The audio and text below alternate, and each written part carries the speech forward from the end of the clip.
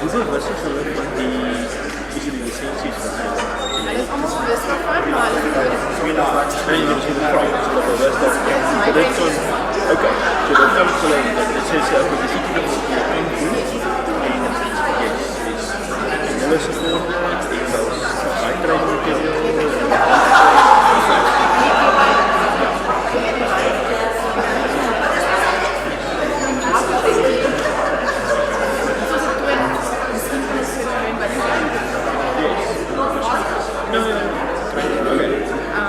All right, shall we settle down?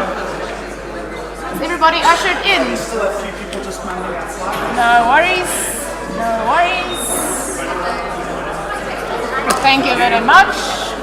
These guys are Can you go chase me? no, they are not in the building. They went to put food outside, so they are not. Oh, okay. We just started. That's fine. You can start.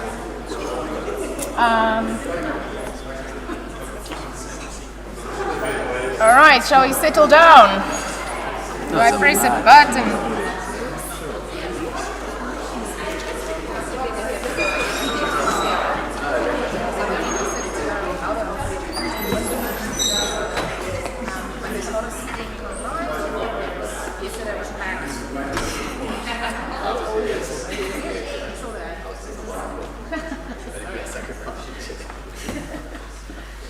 All right, just setting up. We're almost at the end.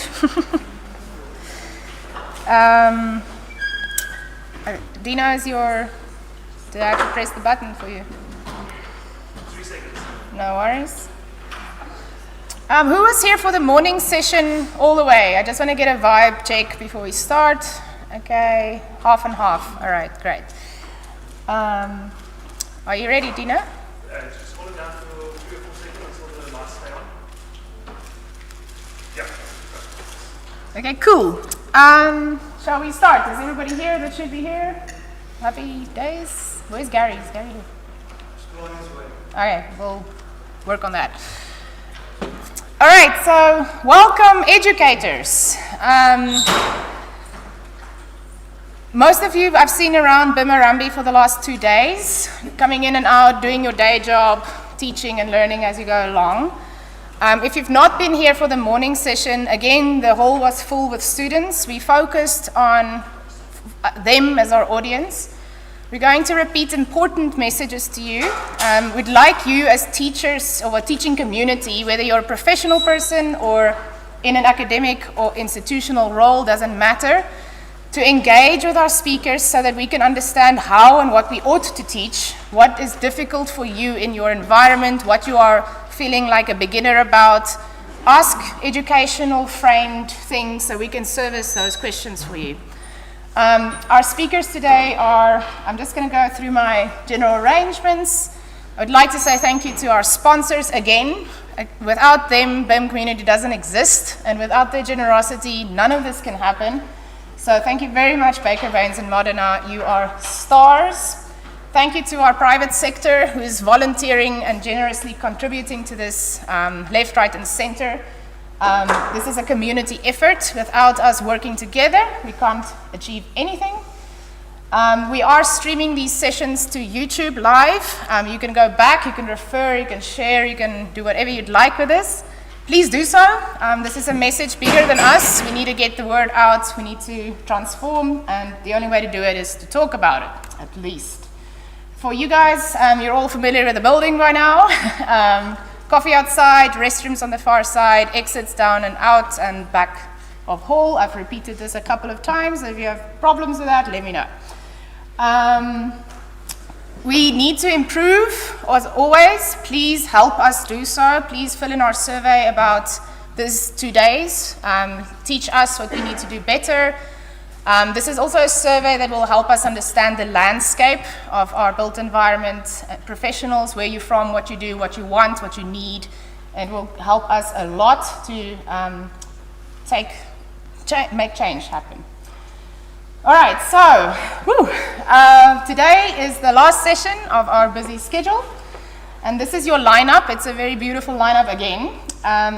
I'd like to start with the prop sector, and we'll introduce these people in a second.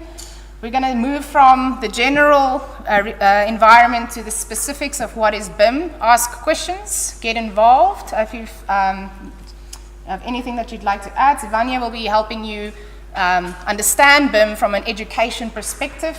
So we're very keen to hear from her. Then we'll go into the outcomes of the live BIM stuff we did. All the toys and tech and what the team has done with these data sets and how they integrated it. I'd like you to see that so that you can understand how I could bring that into the classroom or ask questions or help us think about that. We'll take a quick break.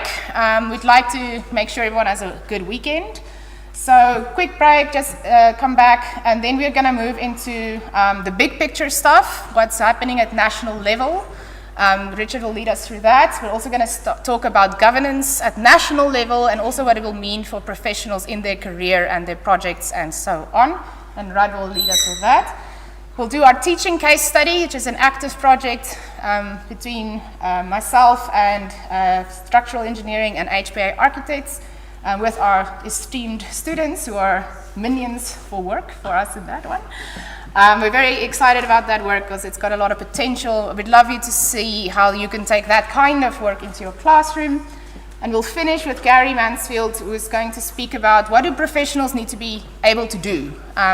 This is discipline agnostic. Doesn't matter if you're a planner, a geographer, a builder, a bricklayer, it doesn't really matter. There's a set of skills that we need to be developing as a community, and I'd love you to engage with that. All right, so that's your lineup. To start, I'd like to ask Dr. Cook to just take us to introduce our speaker for you, for starting us off, and then we'll hand over the sessions as we go along. And please feel free to engage with anyone on the floor. Thank you. Thank you, Kanaid. So I have the pleasure and honor to introduce to you Matthew Marshall. We met at the SAPROA PropTech Committee, and Matthew and his partner and co-founder developed this report that he's going to be speaking about. So Matt is a founding partner of Redimension Capital, which is a business focused on real estate technology and sustainability investment in South Africa and globally. Matt has over 14 years experience working across both the South African and European markets, predominantly in investment banking, where he previously led Standard Bank's global real estate advisory business. Thank you very much, Matt and all.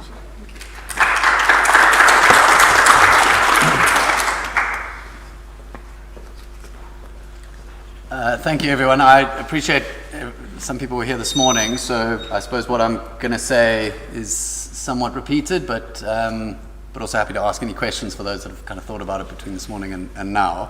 What the intro failed to say is that the built environment is very close to my heart. My father was a land surveyor. My business partner's father is a land surveyor. My wife's father is a land surveyor. So we've got a lot of sort of real estate embedded within the family. But just a bit on what I'm here to do today. So SAPOA is the largest real estate owner association in South Africa. Last year they established a PropTech subcommittee. I'll touch on what the objectives of that subcommittee are, but also one of the outputs was the commissioning of this PropTech sector report, which is really the first most comprehensive high-level report on the PropTech industry in South Africa currently available. So my business is a business called Redimension Capital, and I'll touch a little bit on that. But ostensibly looked to summarize the PropTech industry holistically. So BIM is certainly within the greater PropTech definition, PropTech being really any technology that touches on the built environment. This morning we heard about the relative size of real estate globally, and in South Africa it's by a long margin the biggest asset class by value. It's the biggest contributor to global greenhouse gases. It also attracts almost nothing in terms of innovation capital. So a huge disconnect between where tech is in servicing the sector and the value of the sector itself. So a huge opportunity for BIM and for other PropTechs to kind of come in and step in. So a little bit on our business. So I mentioned my business partner, a guy called Peter Clark. He used to run the real estate investment business for 91 Asset Management, and I was at Standard Bank. And we saw this huge gap between what technology companies were looking to develop and solve for in the sector, and particularly in terms of asset owners, what they were looking to adopt and use to solve their problems. We had seen a number of REITs particularly spend a lot of money in-house developing tech solutions that then ground to a halt for a variety of reasons. They didn't have the internal technology, the internal skills. Rather, they didn't have the right governance frameworks to move nimbly, and then it's a massively competitive sector. So when Redefine or GrowthPoint wanted to sell their product on, they really ground to a halt. There's a really good example where Attack with Atterbury developed a business called Fatty that does open access Wi-Fi networks within malls and does all the smart heat mapping of how a mall lives and breathes.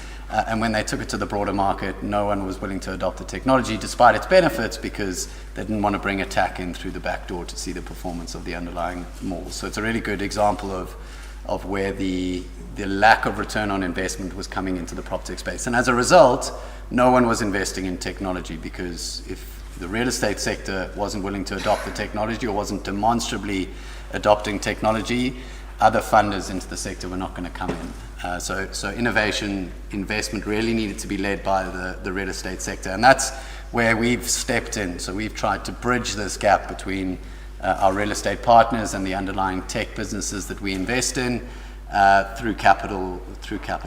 So we have, in fact, today launched our inaugural fund, and our investors are GrowthPoint, Investec Property Fund, Liberty 2 Degrees, RMB, and a couple of other family offices and the like.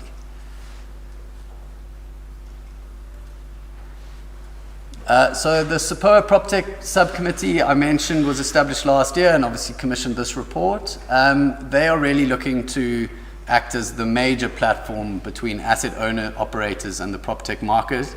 Obviously their primary goal is to drive efficiencies into their member base at the property level. The subcommittee focused on using PropTech to drive efficiencies into their business models. But clearly, in order to deliver on those efficiencies, we need a more established, broader, deeper market for PropTech solutions. So looking to facilitate discussions and investment and engagement to try and broaden the depth of that community, and then obviously to educate the members of SAPOA as well. We've seen huge frustration in property owners where they've said, look, we've got a problem, we know that tech can solve it, but we don't know which tech solutions are appropriate, which exist, and how we engage with them. So the PropTech subcommittee looking to act as a conduit for those discussions. The report itself, which is available on the SAPOA website, is really a culmination of mine and my business partners' engagement with a range of different stakeholders to the sector. We have spoken to every REIT in the country, the largest private landlords. We have spoken to hundreds of tech innovators for the property sector. We've met with all the associations, a lot of service providers and other industry bodies. So the report really culminates our experience on that journey. I mentioned it's high level, but it is fairly holistic and covers 6 major sections. So the global PropTech scene and what's sort of available and happening there, where the South African landscape exists relative to that. SAPOA commissioned at the end of 2022 a survey largely targeting member executives, which really sets out how they're thinking about the impact that technology will have on their businesses, as well as how they are prepared to engage with technology in their businesses. And what you'll see on a slide is that there's a real recognition of the impact that technology is going to have, but no real plan to adopt it. We talk a little bit about funding and transactions in the PropTech space, where clearly we are looking to participate. And then it covers the PropTech subcommittee for SAPOA and various other organizations, and there are some executive interviews.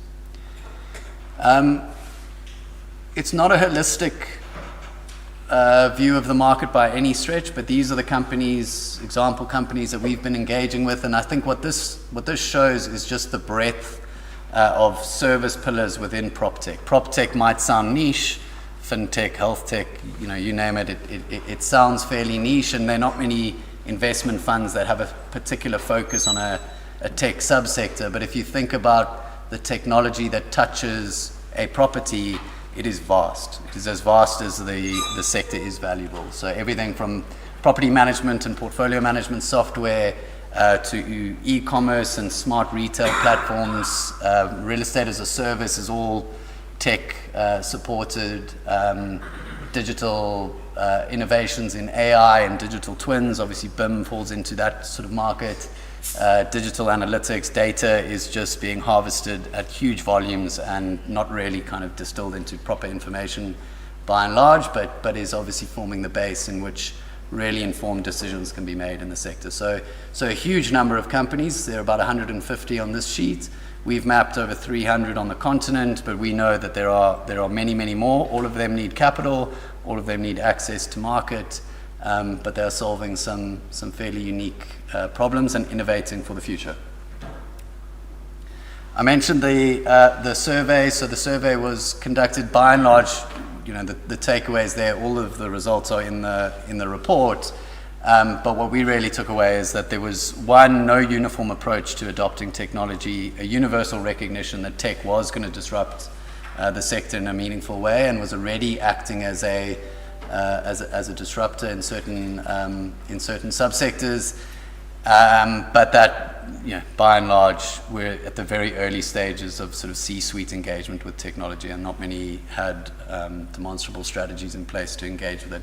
And some of the discussions today, we've sort of highlighted some of the experiences that we're having where, for example, tech is trying to engage with a property organization at the level at which they are looking to service. So, for example, a parking solution is engaging with the parking manager.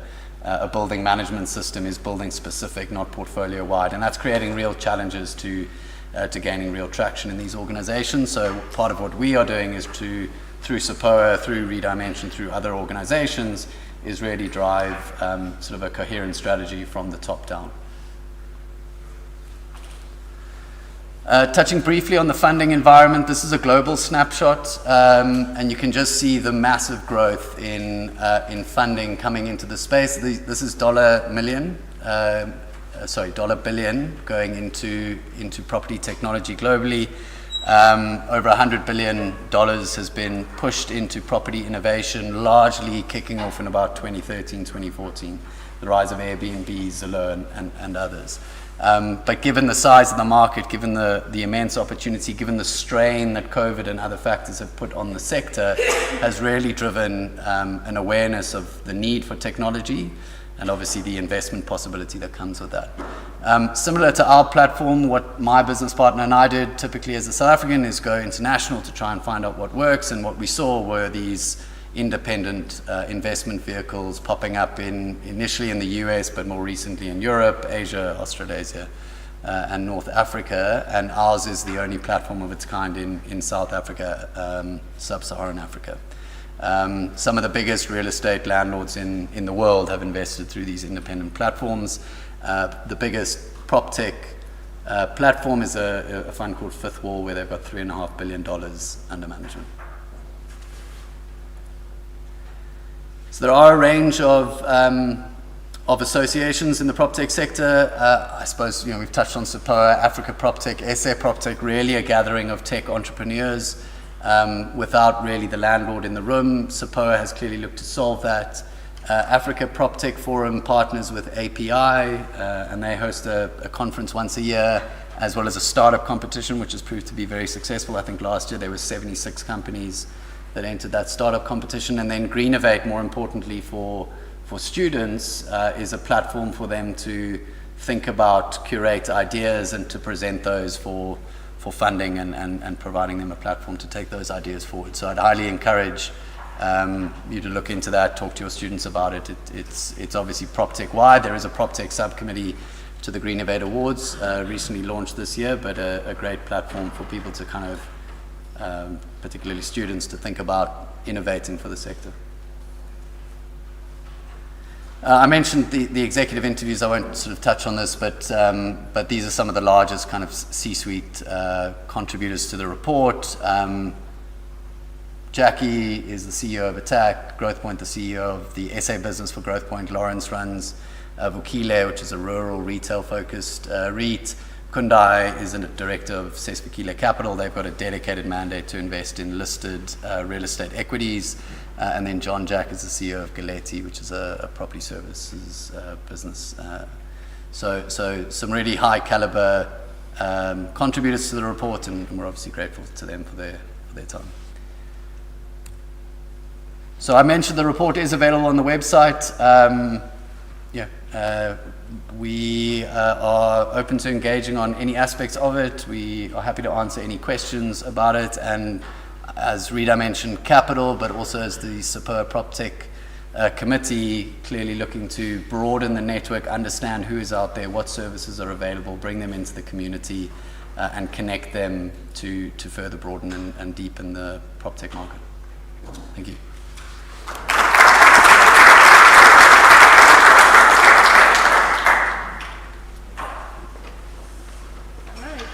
Thank you, Matt.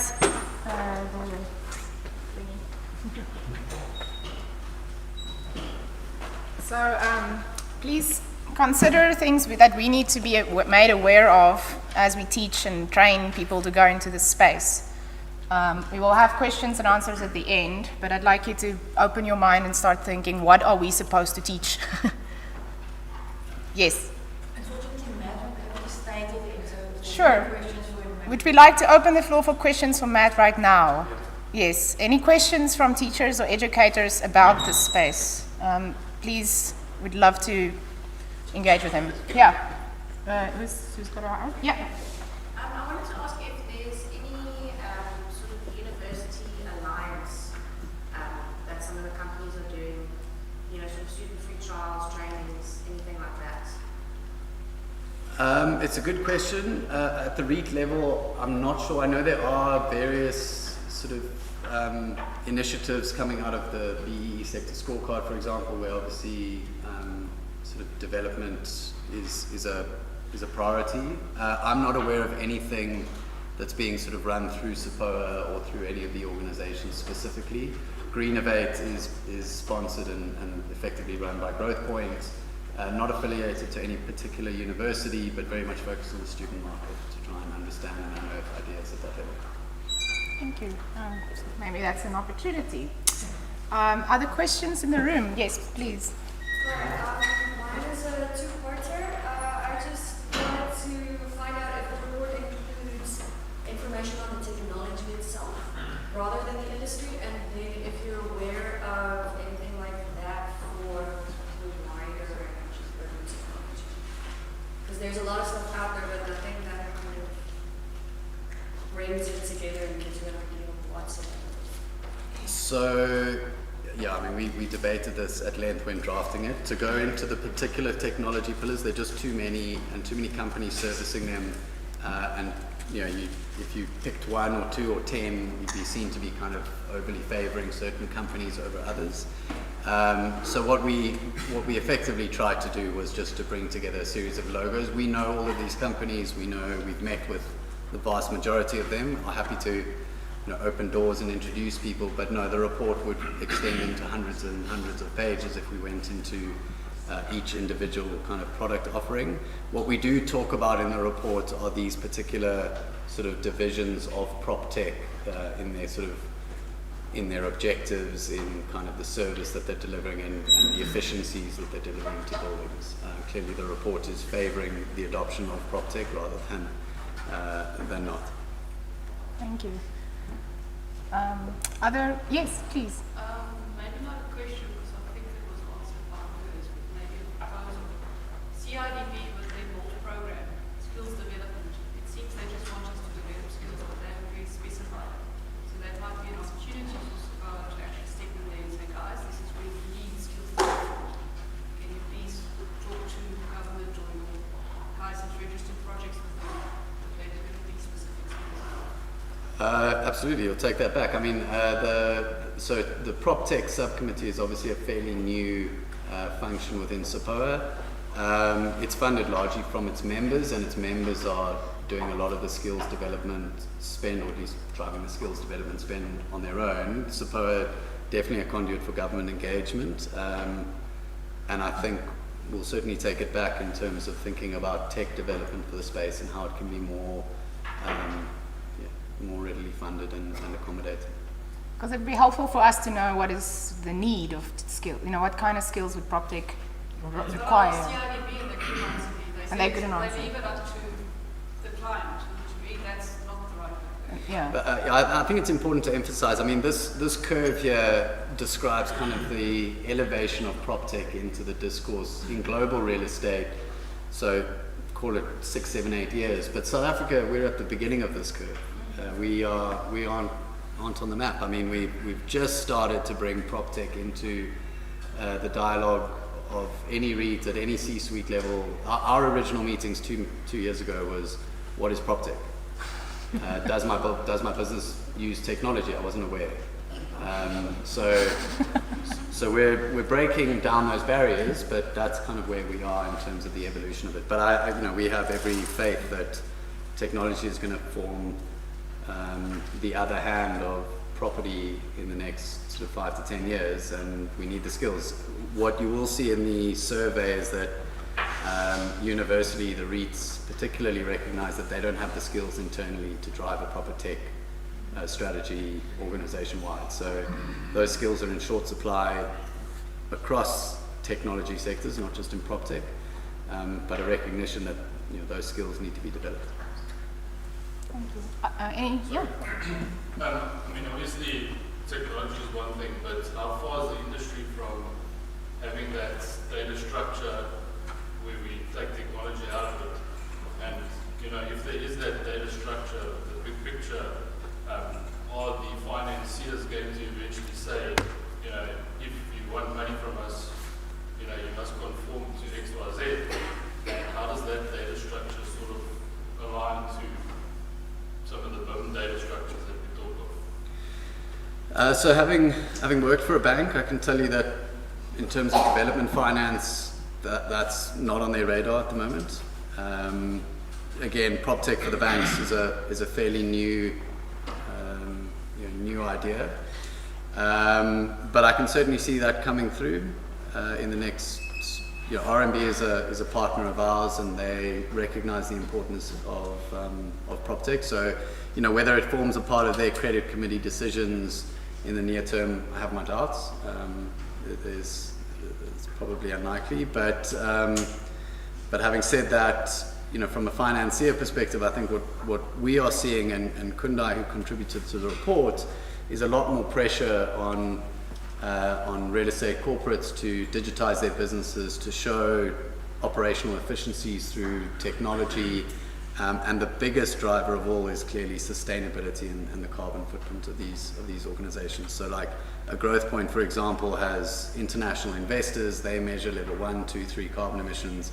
If the guys are not ticking those boxes appropriately, then the share price suffers because they can't attract that investment. So, and it's not just happening at the kind of the share investment level, it's happening at the tenant level as well. I know 91 were negotiating the lease with Growth Point in Cape Town, and a part of that lease negotiation was, well, we need to drive technology in this building to reduce its carbon footprint, and clearly there's a cost to doing that.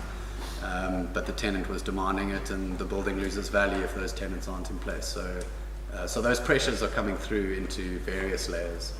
I suppose electricity and power sustainability in real estate is probably the headline issue at the moment for all of the guys that we talk to. Yeah, I think to that point, there's a good case study we presented to AECO on Monday this week in terms of Nedbank adopting context. So there's a convergence between financial services. So if somebody takes a loan as a property developer with Nedbank today, they give you this, these surveyors don't come out to your site. So amazing. definitely Yep. banks, insurance companies, boom. So it is being driven from other industries. There's real convergence in the whole PropTech, ComTech sector. Yeah, I mean, a bank is the banks are the biggest kind of stakeholders in the real estate game. So that's, we were very specific in terms of our investor targeting to bring a bank on board. they're not just debt funders. They, rent as an example, payments, all of these things. Banks enable that for the real estate sector. So we were very deliberate in bringing a bank on board, and I have no doubt that Nedbank may be leading in terms of some of this sort of survey software, but it will come through, more broadly as the market develops. All right, last question, we'll move on. Thanks. I just wanted to add on something else I spoke with Nedbank about, is that they've developed an AI to assist them with analyzing the rent rolls and to take unstructured data to structure it to then assist, as a bank, assist their clients, the landlords, in identifying vacancy risks, upcoming vacancy risks, and so forth. Because obviously, as a financier, that plays directly into their risk strategy. Yeah, and there's a lot of integrations with the bank that the landlords are doing at the moment. So for example, like credit card spend data in a retail context, the banks are providing quite granular data to show where people are spending money, at what time they're spending money, what LSMs are spending money, where they're coming from, etc., etc. And all of that is providing really valuable information for landlords to make decisions. In fact, to the point where this big data analytics is really interesting, to the point where you can layer on different data and say, Chat GPT, tell me where I should build a 12,000 square meter retail park and who I should tenant that building with in order to optimize returns. So quite powerful stuff. Some of the landlords are quite nervous about it because they see their IP as the ability to capture a mispriced market where information is not readily available, but at the same time, technology is moving in that direction. So I think we will start to see more of the banks certainly play a role in driving that down through the structures. Thank you. Thank you, Matt. Thank you very much. In terms of skills, as we wait for our next speaker to come on, I think the digital transformation agent is a universal skill set or person or role that we all need. Whether it's in design, construction, real estate, investment, doesn't matter. That transformation agent, the strategist, how we move from A to B, is a massive vacuum that we need to fill as educators. That's a soft skill, not just a hard skill. So I think that's one gap that we could start addressing as a community. But with that, I'm going to hand over to, oopsie, I made a mistake on your title. Okay. Vanya? My name's not Matthew Marshall. Yeah, not Matthew. That was my mistake. So please introduce yourself. I'm from Baker Baines, and she's going to speak about, that's the title, right? Yeah, okay. yeah. Okay. You got it. Thank you. Good luck. Thank you. Just trying to sort this out here. Okay. Hi everybody. So my name is Vanya Pele. I'm from Baker Baines. I studied architecture. I worked in the architecture industry for about 7 years until I joined Baker Baines and became a BIM specialist. So what I'm going to be talking about today is what does BIM mean for the future of my discipline. So in relation to architecture, how is it affecting people in my discipline, so the students, the professionals, the educators as well, and how do we move forward? So, looking at BIM in architecture, but also a lot of these things apply to all the disciplines within the built environment. So looking at some of the core concepts, the workflows, the issues for educators.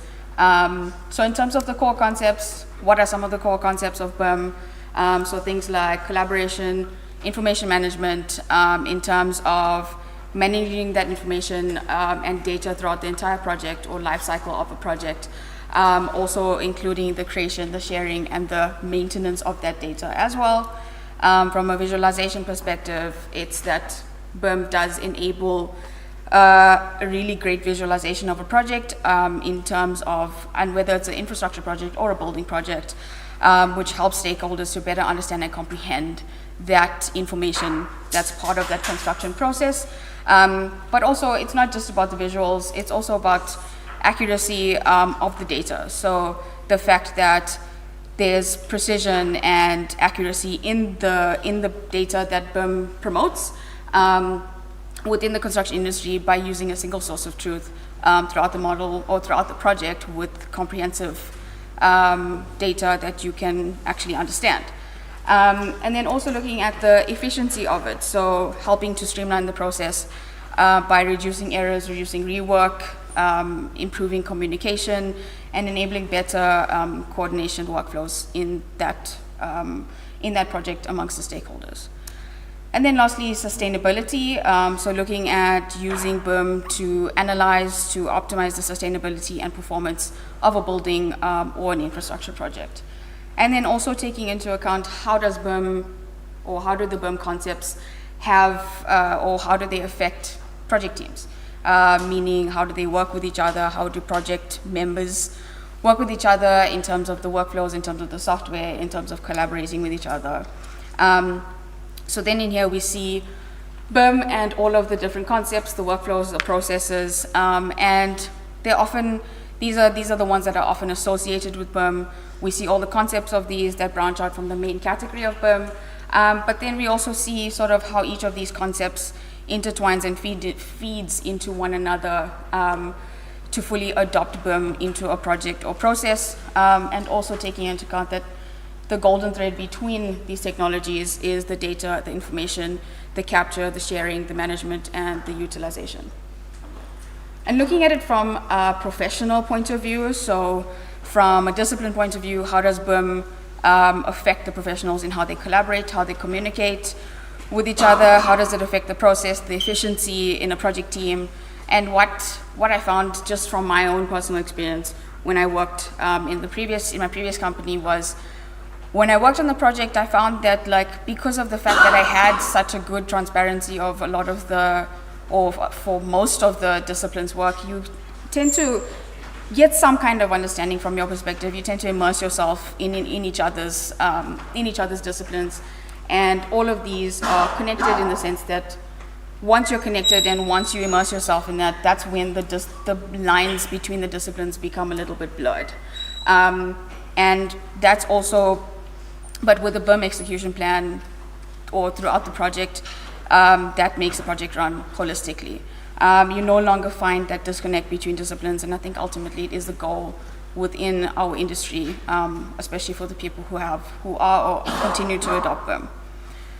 And then looking at things like the opportunities and workflows in relation to BIM and sort of my industry, what workflows or processes have arisen in architecture because of BIM, and also looking at the new opportunities, the career paths, as well as the workflows within the projects.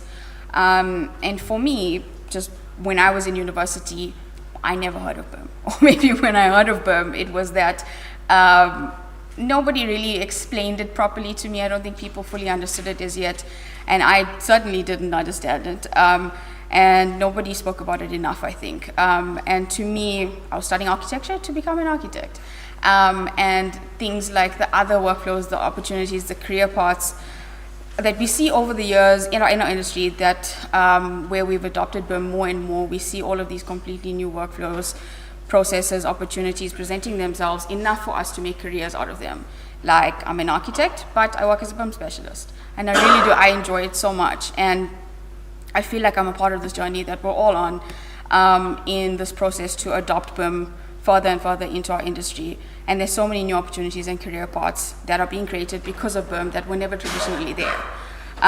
One of the main workflows or processes that I have specifically been involved in, just because of where I worked and where I am now as well, was working in the coordination part of it. So when I worked as an architect, that was sort of a lot of what I dealt with was the coordination, and I've seen how much it's improved just in that short amount of time that I've been working in it, how much improvement has occurred in that phase of a project. And also the BIM processes out there now in relation to coordination provide more efficient workflows, better communication, better visualization, so much more transparency in the project, and the great ability to properly and correctly coordinate with your team and collaborate with your team. And then also looking in terms of the new BIM roles that have come about, and also these will then obviously start being expanded on.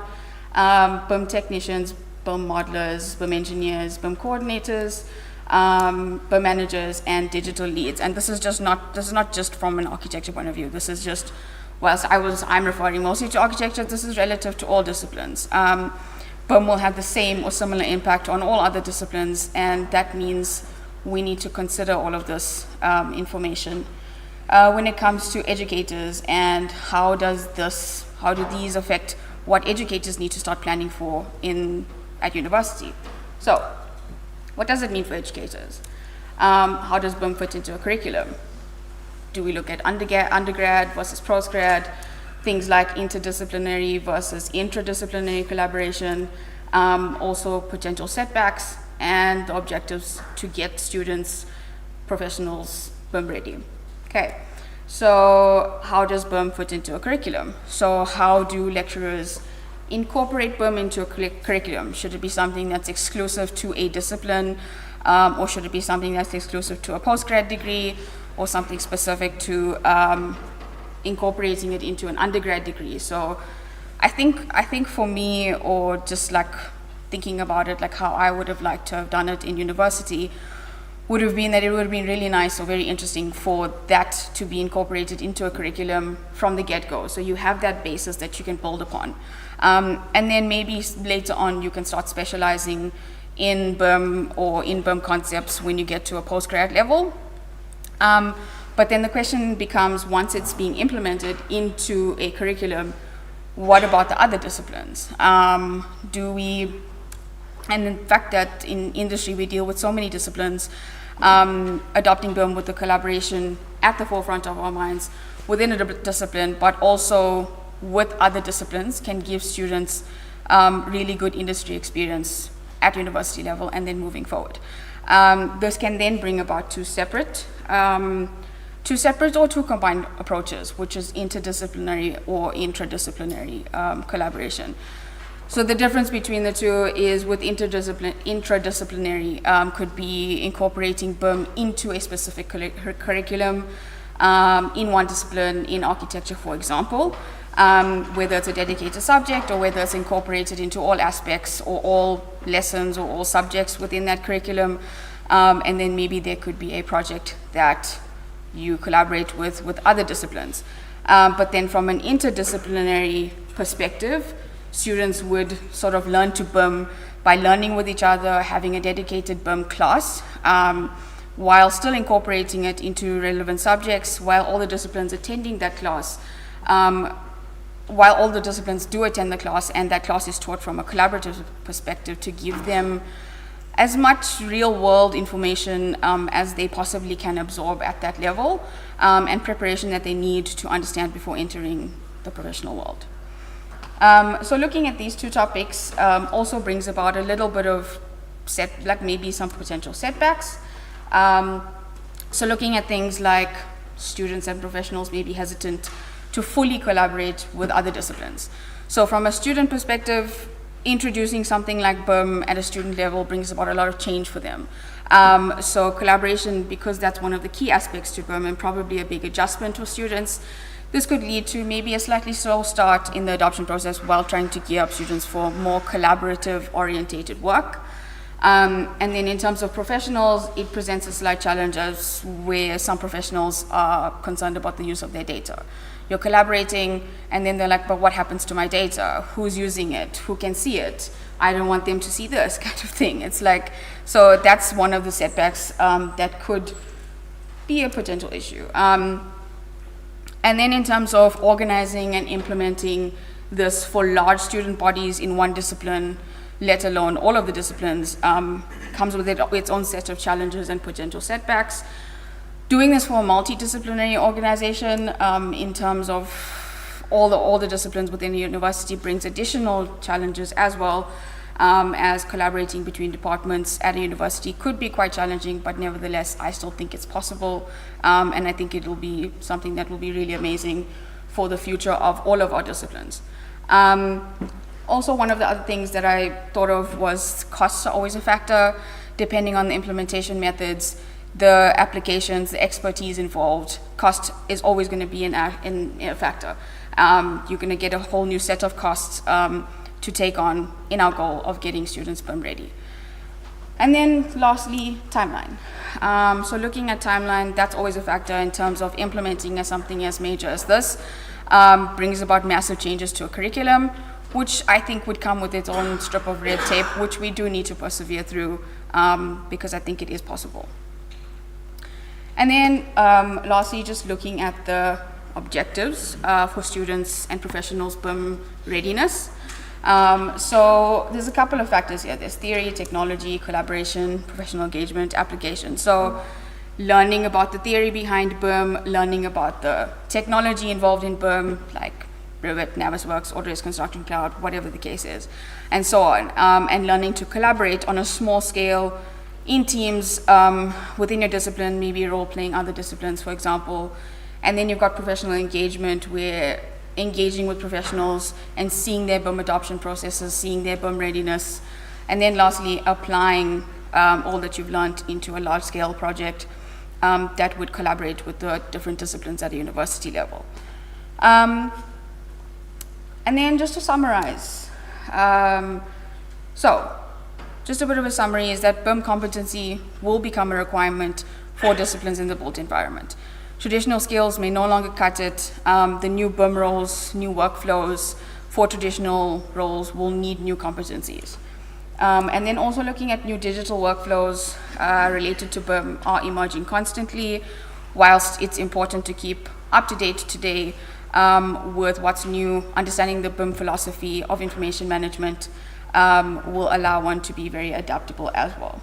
And then also that professionals need to keep up. As much as, yes, we're looking at this to gear up students, professionals also need to be adaptable. They need to be future ready. They also need to keep up with what's happening in the world. And then students need to be prepared for the real world. So that's sort of our aim here, is to get them ready, to get them to be industry ready. And then just to end is that we can all benefit, and it's nothing that I think we need to be scared about. We should be excited about what's happening, that all of our disciplines are evolving and in new ways that I think we can all benefit from. So that's pretty much my talk. There is one last thing that I do want to touch on, just the winners from yesterday. So we had quite a cool experience yesterday with the scavenger hunt. So I just wanted to quickly announce the winners and what they win. So from first place, we've got a student by the name of Kais Mutsa. He gets to spend half a day with a scan to BIM specialist. He can learn all he can about scanning in relation to a Leica BLK360 scanner, and this is for him and his 3 friends. And this is to the value of 3,750 Rand. And then second place is a student by the name of Merv Dlamini. He wins a 1-year subscription to CAD Learning, and this gives him access to learning many of Autodesk software packages. I think there's about 35,000 videos on there, all included, I think, across 40 software packages. Excuse me. And this is to the value of 3,350 Rand. And then third place is Svezilia Tusi, and she wins a 1,000 Rand voucher to our e-store. So that's transformation tools, and that basically has a wealth of different resources that we can offer in terms of ebooks, guides, content, different things like that. If you do want more information, Amanda's sitting right here with little cards to give you a little bit more information about that. But that's pretty much it for me. Thank you guys for listening.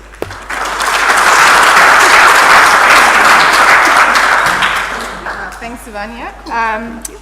I just want to make an announcement. We're expecting load shedding at 2 o'clock, so we need to be smart about that, and we're running a bit behind schedule. So I'm going to ask our speakers to be mindful of that. Next up, we're going to have the fun part, which is Richard and Louis and the team talking about the live scan to BIM and the outcomes of that practice. They'll demonstrate some of the tools and technologies. You're welcome to come along. And depending how much time we spend there, we'll manage the load shedding break before or after that event. Okay, we just need to join the teams again. All right, so Jason is missing. Where's my Jason? Right, so just because I didn't see just now, who was not here this morning? Please just raise your hands. Join that teams meeting. Okay, great. So in the week or two before the event, and number of us came to collect information around the Bokender building as a means of demonstrating how to fill the knowledge gap around information. So what we're going to show you is the results of a very rapid process of collection. Rapid. One of the reasons for rapid is it's not our day job to come and survey the Bokender building, so we needed to try and do things as quick as possible. And it actually serves as a great example of what is possible if you use technology and workflows effectively. So Louis and I were here with a colleague. We spent 1.5 hours walking around the building with 2 scanners. I was outside, another colleague was inside, Louis was overseeing everything. And in that amount of time, we were able to measure every visible surface in this building, inside and out. On a previous occasion, I had stood on top of a tall building with Khaled, flown a drone over the entire campus, and then flown a couple of extra laps around this building, taking around 6,000 photographs of the campus. And with that, we built the campus model, which I think most of you have seen as part of the Hatfield Digital Twin. Not a model, reality twin. Reality twin, slap on the wrist. And another reality twin in more detail of this building. So Louis is going to take us through that. And then directly after that, we're also going to have a look and see how information dashboards have been created in the Esri software, also illustrating the way that information is being used, and specifically now as a sort of mini case study of this facility. Enjoy. Cool. Great. All right, so my name's Louis de Klerk, reality capture lead for Pretoria. I've got one of these new careers that didn't exist. I wasn't an architect, so I'm a bit different than the rest that's been up here. But yeah, I started in QS and then never actually did anything with that, and then went to civils and then built roads, potmarker, and from there went to, started looking at, back then already, I think it was now 12 years ago, trying to figure out what value an iPad 2 can bring to a construction site, and having drawings available while you walk outside and not just in the office in a big roll. And yeah, from there it's taken off into what is now called reality capture for us. And as Richard already explained everything we did, I don't have a lot to do here. I think just the important thing to take note that what we did do was sorry, there's a bit of a lag. We're over from here to Teams. I hope it updates now. Established control for everything to make sure we've got coordination between the data, because otherwise, and I think that's one of the key takeaways that students need to realize, and everybody needs to realize, that the coordination is a critical part. If you don't get that, if you get that wrong, everything else is going to be wrong. So spend time on that. Don't see that as the difficult part or the boring part, because it's not high tech yet. Unfortunately, the tried and tested method works, in most cases works there. There is a bit newer technology that makes it faster, but the coordination is the key.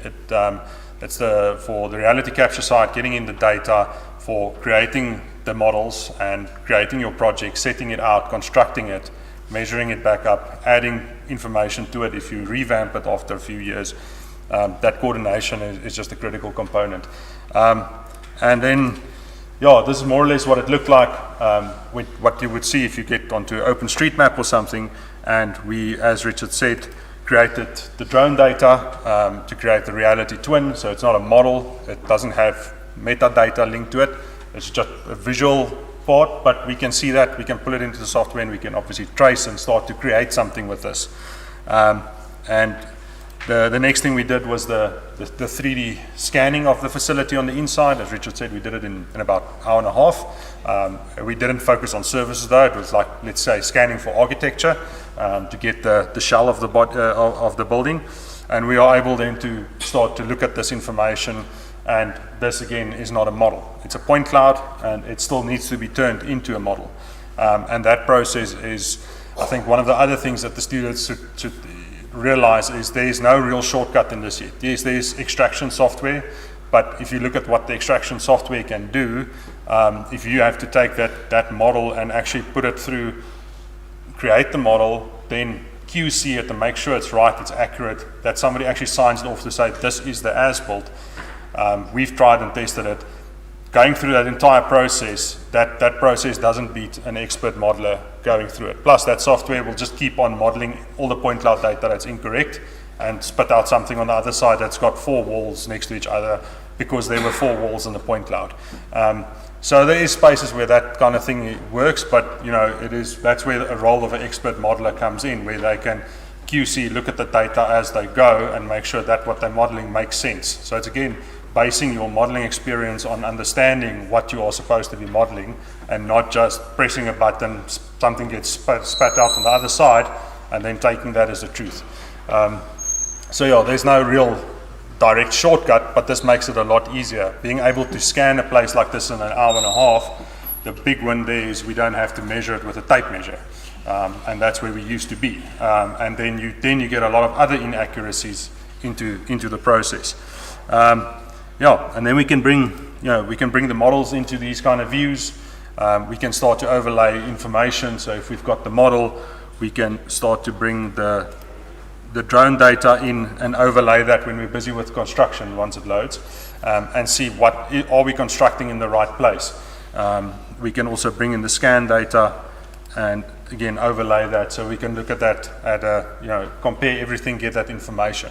The other thing that's important to realize is once you are busy with something like construction, you've only got one opportunity to capture the information. We talked earlier this morning about if you look at this lecture hall, we can't see what's behind these panels. We can't see where the surfaces are. We can't see where the sleeves are. We can't see anything. So you can only do that while you're actually busy with it. Once it's covered up, then it becomes a hell of a job to actually get that information. So collecting the information at the right time is important, but then also keeping track of it. Using tools like OpenSpace, where you can coordinate that data again in a space. Just taking thousands of photos, sending them to a WhatsApp group, or dumping them in a folder, and 4 years later having 10,000 photos will not benefit anybody anything. I was there. We had an issue on the N1 where I was one of the REs back years ago, and a panel started moving, and we started looking for photos of why is it moving, and we ended up with that 10,000 photos, and we couldn't do anything with that information. So a lot of information, very useless. Trying to not do that. I think the other thing for BIM, for me personally, coming not from a building side of things, is that there's also the BIM world for things that are not buildings. A lot of times when I talk to people that's not from a buildings unit, but from transport, doing bridges or roads or civil infrastructure, the moment they hear BIM, they just go, it's not relevant, it's not applicable to me, I don't do buildings, so I shouldn't care about this. And we're actually in a space now where the infrastructure has also got that. We've also got twins or BIM models for infrastructure. There's things more fancier than what looks like an AutoCAD layout. That's not great. Sorry, this is the downside when you use real information and not PowerPoint slides, is things sometimes don't load. And the new world of cloud-based things. So there's supposed to be a road with a design over it, and we created that thing as a virtual site visit just after level 5 of lockdown for contractors in the Transkei, where there was a tender put out. And that model, or if you want to call it a model, or that layout that's superimposed on the aerial imagery has got properties. So if somebody clicks on a yellow line, it will tell them it's a solid, unbroken, 150 millimeter wide yellow line. So it provides that information. If we add during construction the aerial imagery, you can see where there's an excavation for a trench or a culvert. Is it in the right place? And we have had many examples in the past where we actually, on contracts, could see fills aren't built wide enough. So it's using that information as well, not just collecting it and storing it away, but really using it. And I think in closing with this kind of thing is also technology is great, but it's not always the answer to everything. Sometimes the old school way still works to do certain things. You've also got to understand your technology. What's its limitations? The technology is not a magic tool. It's not run around with a scanner and you've got a model an hour later. I think they need to understand that you actually need to understand that technology. You need to invest your time, your effort into that technology so that you can harness the power of that. We've presented at drone conferences, and we are a registered drone operator with the CAA, and we really don't have fancy drones. Like, we have the stuff you can literally buy on Take-A-Lot and incredible connection. And we've presented, and these guys have drones, big things, and massive cameras, and I don't know how many props, and It's so impressive, all the specs that this thing has got. And it's almost like the cars, you know, you can have a car like this, but in the end it takes you A to B. But these drones, we show our data, and they're like, but what did you use to fly it? How did you get it? We're like, no, we use, and Richard calls them the Toyota Corollas of drones, Phantom 4s. These are like 20,000 Rand drones. If you just buy the body and then the remote and everything, it's about 30K, so it's not expensive. But we learned how to use those things to an incredible, to get incredible information out of them. So something like this, the model that everybody's, or model, now I've done the same thing. This reality twin that everybody's looked at, where you can read the time on the old, what's that building's name? Yeah. We can read the time on that building. I'm not going to try and zoom to that now. But we did that with a Phantom 4, with a 30,000 Rand piece of tech. And we know how to use it. Yes, there's very powerful software that runs this, that can do all of these things. But it's understanding that, so mastering your craft in terms of using your technology, using the right technology for the job. Is it the 360 camera? Is it the scanner? Is it the GPS unit? Is it the drone? Or is it a theodolite to see if the silo is busy moving or sagging on the one side? And that's what you need to understand is what do you use it for? What do you want to get out? How do you control this data? The other thing with these kind of things, if you start looking at digitizing people's buildings, if you take a headquarters of a company in Joburg, you take any of those buildings standing there, you're going to end up with 2 terabytes of raw data, or raw and processed data. That's before you get to a model. How do you control that? How do you store it? How do you communicate it with your client? So yeah, thinking about all of those kind of things is the challenge. And yeah, I think that's more or less what I've got. So I can carry on forever if you don't stop me. Well done.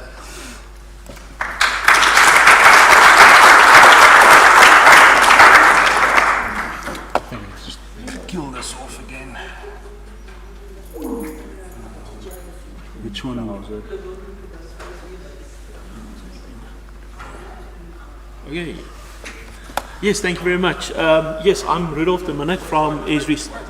Oh yes, that'll help. Okay.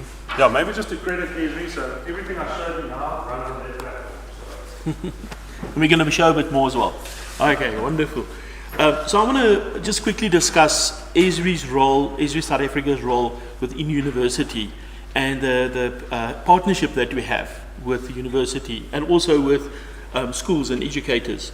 So Esri International is about 50 years old, so they've been in the industry 50 years. Esri South Africa has been around 30 years. So we know our clients, we want to also engage with our future users as early as possible.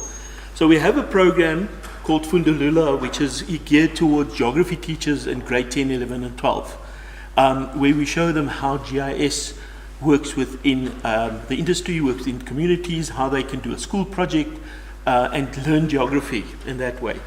And I think what's very important to note here is that, yes, we're talking BIM and all this technology, but spatial thinking is the main thing that underlines BIM. If I don't know where that building is, then everything around it doesn't matter. So very important that we have the spatial thinking, the spatial design.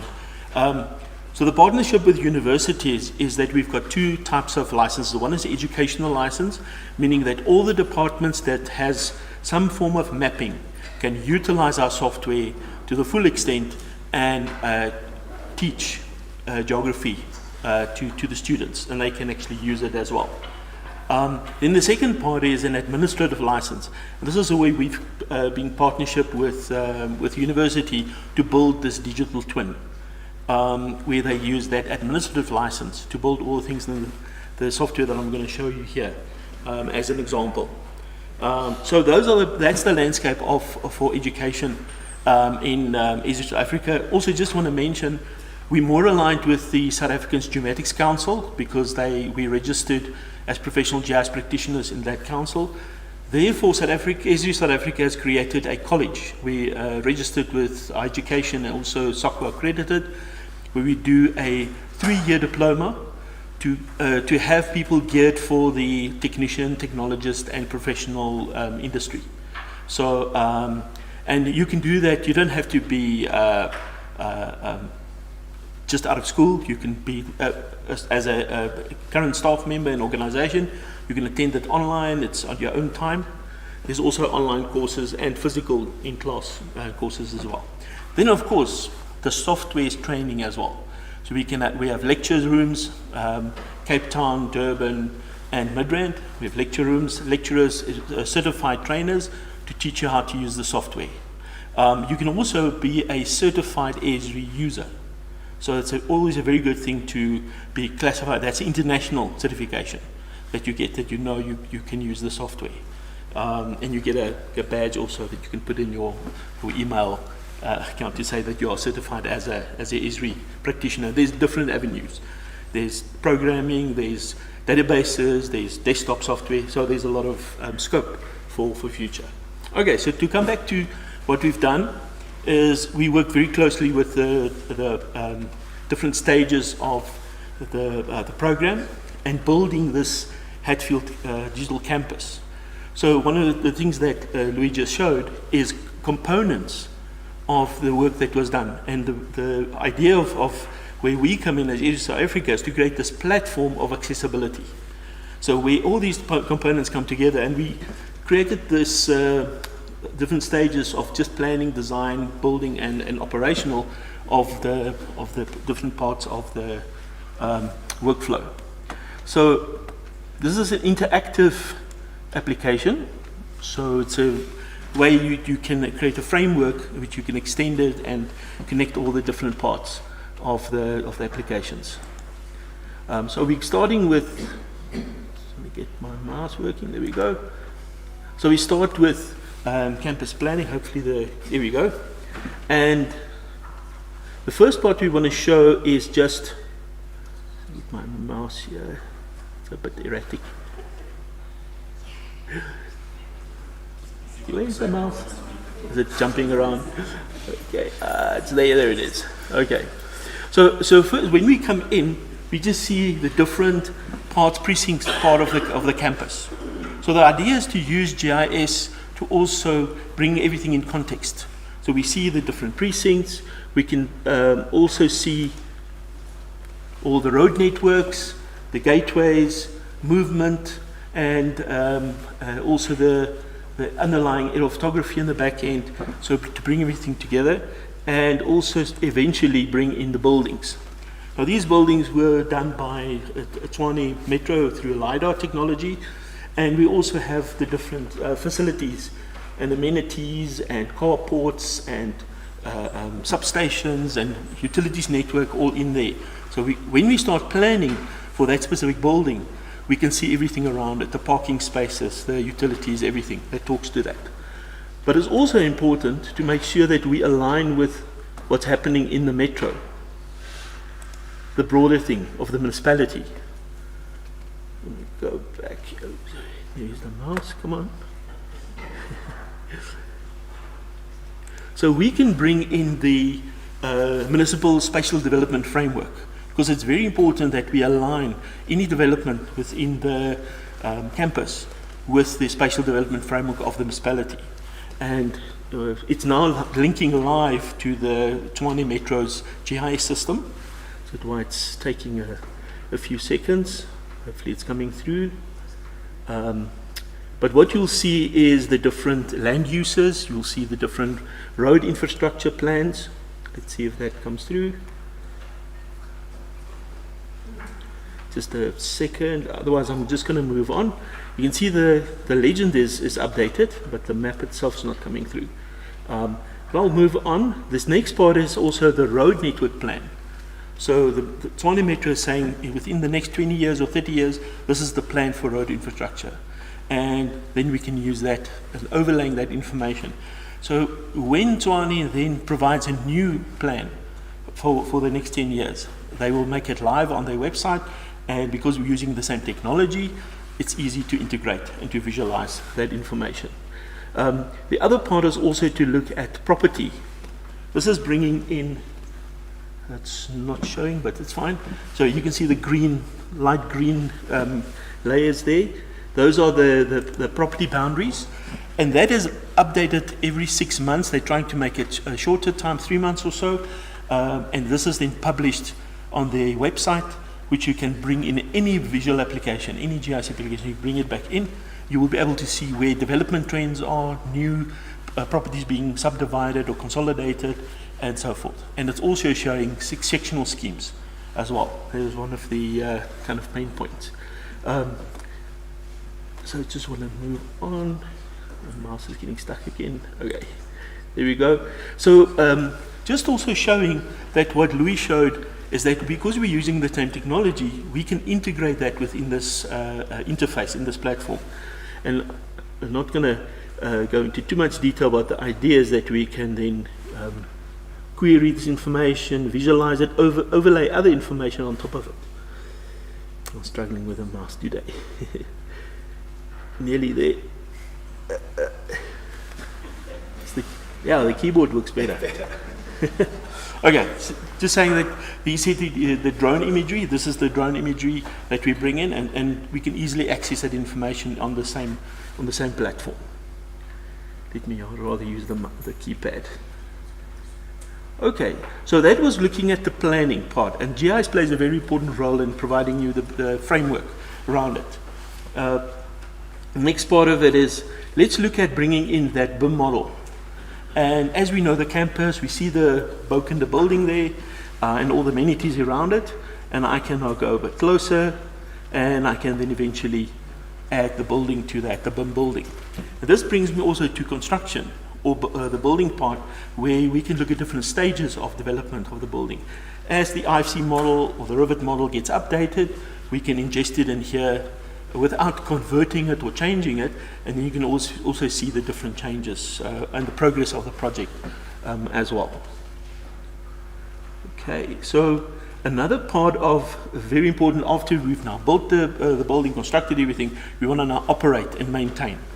And we play a very important role in understanding the maintenance, either scheduled maintenance or unscheduled maintenance. The ability to show a dashboard, but also be able to dispatch workers, field workers and technicians out in the field. So here we have a work order system that either can be done by your facilities management system or the asset management system that provides a work order. It dispatches a technician. The technician gets a indication of where he needs to go, what he needs to fix. You use a mobile application to navigate to the problem, goes there, fixes the problem or identifies the problem, and then be able to report back. And we can then see, it takes photographs and information that can really help with the maintenance scheduling. So how that is done is through mobile applications. It's called Workforce. So you can see the navigation there. The second part is when you're busy working, fixing the problem, you can also do a quick asset assessment and see what's the condition of the asset, and then you can take photographs and you can sign off as well. So there's a whole workflow related to that. And lastly, we can then take that and create a dashboard for our different problem areas and work that we've done, to be able to identify hotspots of deteriorating infrastructure, to see where there's maybe cost. We can plan and see where we need to plan for the future. So just want to show you here, one of the surveys that was done includes a photography. There's, for instance, a fire hydrant, and you can also look at the condition of the fire hydrant. Therefore, build up your asset inventory and also do condition assessment. So just lastly, the platform also provides us a kind of a way of creating some placeholders as well for different projects that we're busy with and things that we've done. And this is some of the dashboards that Khaled has presented and created.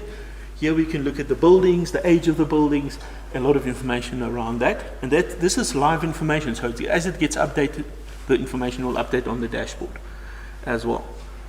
And then lastly, just one of the projects that they did, it was a student project. First year's project. So this was a dashboard that was created called Urban Minecraft. And yeah, I think that they can be quite proud of how they utilize the technology to get this all together. So in that sense, thank you very much, and hope there's any questions.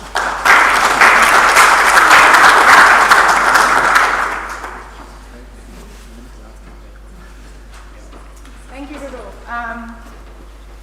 So with our load shedding update, we're thinking let's take a break now Then we'll catch up on time. Load shedding will kick in at 2. It takes about 3 minutes to restart the system. And then we're about 15 minutes behind as opposed to half an hour, if that's okay with everybody. All right, so come back just at 2 o'clock and we'll set up for the next round and we will continue. Thank you, everyone.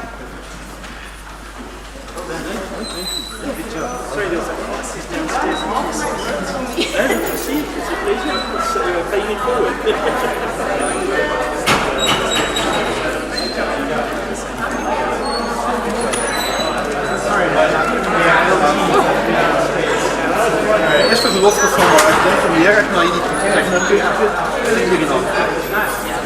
wat is die kansen dat jij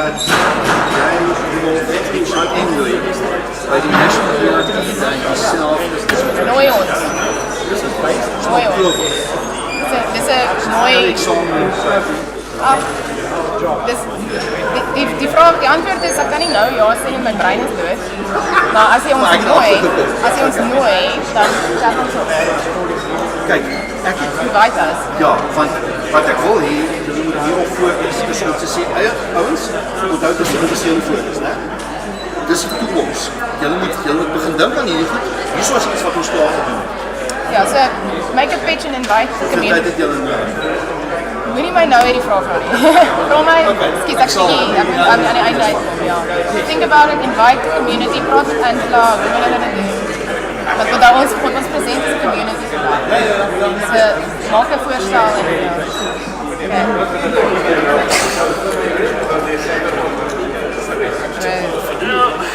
Slowly getting there. Hi, how are you? Good evening. I do a lecture. Yes. Lecture. I want to find out. So I work at EHR engineering group. I know there's like a lot of people using BIM now, but now how do companies like just get? What's the biggest challenge that companies face getting into doing BIM? Basically? They don't know how to transform. Okay. So they don't plan to transform. They just jump in. Okay, so how would you? So would you like create like a 10-year plan or like a 5-year plan or how long? Not time outcomes. Like how do you develop people at all levels? How do you do it incrementally? Where you've got to think of it strategically. Like you can start now, but make smart moves. You want to learn these skills. You need to manage information. A human body has to do that. Who's going to do that? How are you going to train that guy to do that? So it's a human thing, not a technology thing. Okay. So the most companies fail because they buy software and they have no idea how to drive the Ferrari. As opposed to thinking of the processes that is necessary. Were you here with our session yesterday? Yes. Okay, so when you said why BIM at all, start there. Okay. What is the business problem that you're solving? And then you practice from that business problem and you cascade into the rest. It's very difficult to go all in BIM. Yeah. That's not the right of thinking. How do we learn to BIM? That's the right thinking. How do we practice to BIM? Who's going to do the work? And follow like the ISO, get ISO certified.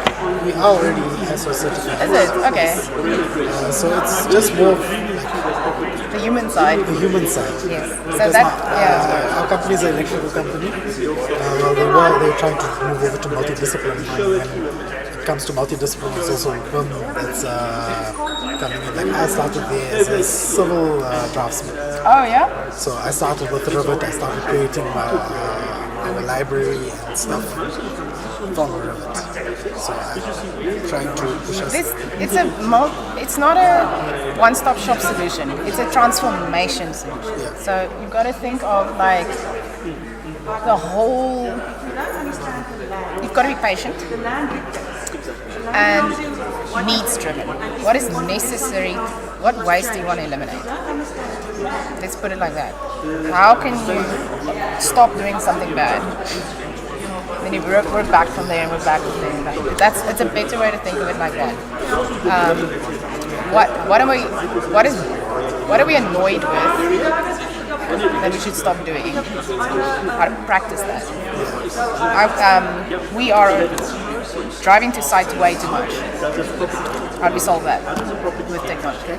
We are frustrated with reports. How do we stop that? That kind of thing. Take people's problems away and help them discover tools to do it. That's a way better approach than saying, let's BIM everything. That's what I'm asking. Yeah. So you remember, like in the bookie, we talk about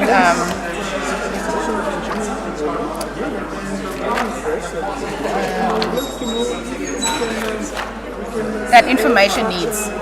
What do people need to do better? What information do they need to do their job better? What's in the way? Ask them.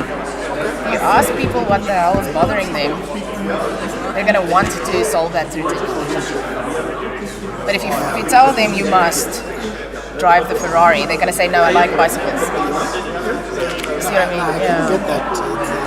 Once people are set in their ways, they tend to want to speak to it. But if it bothers them, if something bothers them, it depends on how you want to sell it. If you're internal, external partnerships, there's 3 ways to tackle this journey.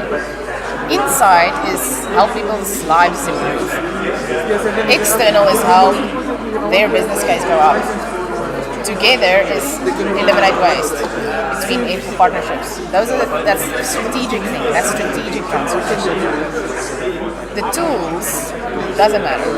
Use what is necessary to solve those 3 things. That's the better way to think about it. Does it help? Well, it does. What I was thinking is like, how do we just transform the whole company into shifting? Start with problems. It's not gonna. Nah, you can't flip a coin. Yeah. You've got to roll the stone. That's why I'm asking, Yeah. because I know like a lot of this is geared towards students and teachers, and it is staff education for us, but it's also like functioning company needs to implement that. How do you do that? Start with your own problems. Why the hell do we have so many files in the office?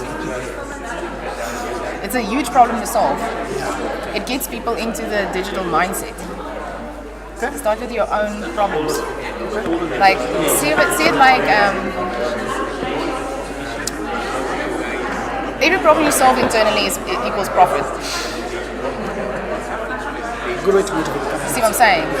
Every frustration that you are wasting time on is eating away to profit. Start there. Because then if people figure out how to make their problem go away, then they become champions for the external world. And that changes the game.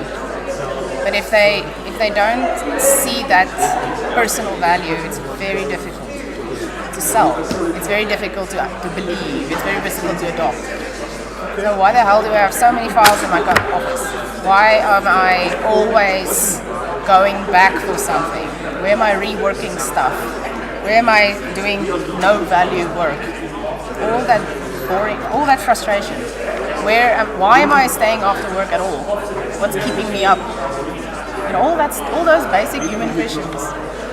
There's a digital workflow, not tool, workflow that will eliminate that frustration. Then you're starting a BIM journey. See where I'm going with that? It's always a digital workflow.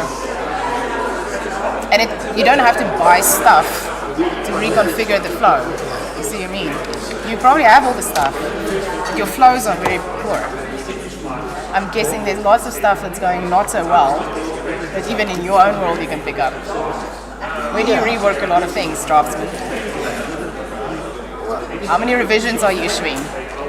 So I just started the company in November. My first revenue for construction now. Since I started in Rivet, there hasn't been much new work. So I'm quite How happy. many RFIs do you issue?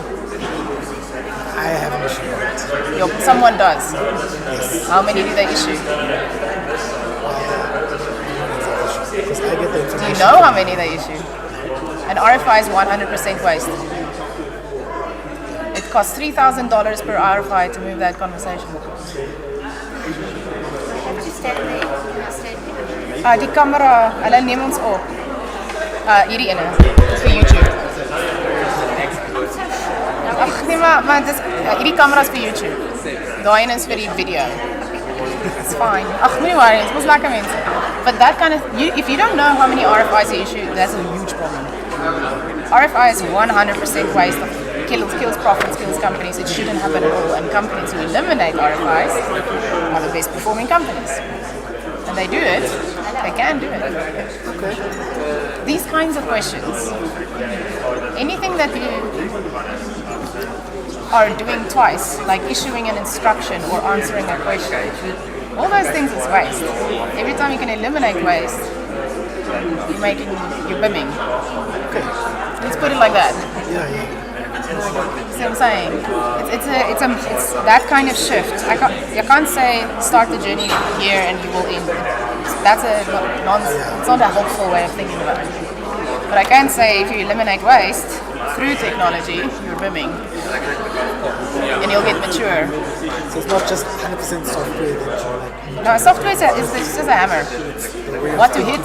What are you hitting with that hammer? What's the problem you're taking away? Okay. That's a way better approach. Okay. It's good to Because tomorrow the software company falls, what are you going to do? What are you going to do? The drone crashes, what are you going to do? It's behavioral issues. You know, what is bugging people? Where are we where are we blind? We don't even know we're creating waste. Like RFIs. Your company should know. We have 500 RFIs a project on average or not. You have to have 0. A company that has 0 is a BIM company. Companies do achieve it. So I need to ask a question like how do we eliminate RFIs? Yeah. Yes, now you're thinking right. Yes. Okay. Literally, how many buttons do I click when I draw my wall? Those questions, you chase them down.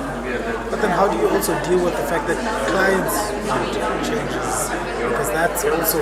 They don't know. You have to educate them. You must say, client, this change, have you quantified your changes ever before? Do that. Because right now I'm working on a project where the footprint is more important than the building because it's prime real estate in location in Anglo plant. It's prime real estate, and I've been trying to just get approval on the layout for a good couple of months. You have to quantify it for them. This changes. So the client doesn't know the cost of his decision because nobody has done the math. That's the same with RFIs. Until we did the math to say how much is an RFI. So an RFI, I'll give you an example and use that as change order, right? Our RFI, to move the question around the team is $3,000 an RFI.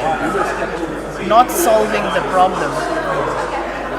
Now, once we know that, we can tell the team, guys, how are we going to work so that we don't ask each other stupid questions? Because it's costing us $3,000 without solving anything. The awareness of that. Same with the client. We have made changes to this project equivalent of 20 million rand.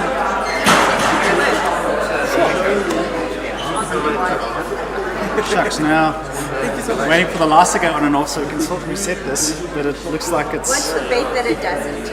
It'll be fine. Like suspense the whole time. We just need to catch up on our time. Yes, no. But that's the approach. See what I'm getting at? Oh, we made it!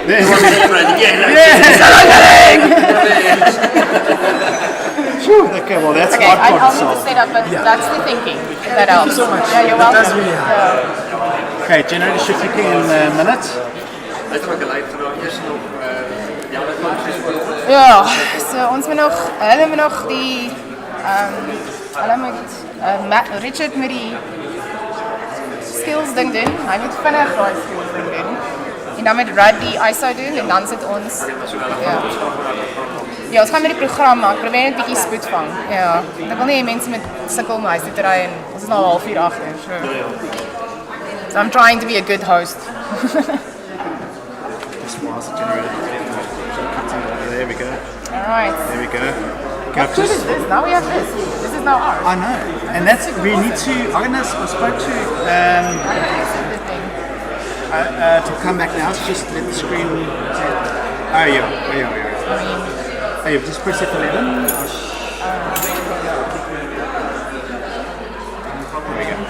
anyway, this is not ours. No? Just make sure that the feed is still.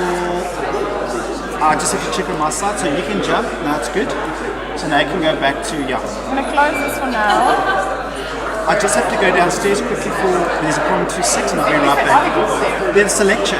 It's a stuff because now there was a computer that's not working and now Okay, alright. So I'm going to be down there for another 2 minutes No stress. just to get set up and then I'm coming back up again. Okay.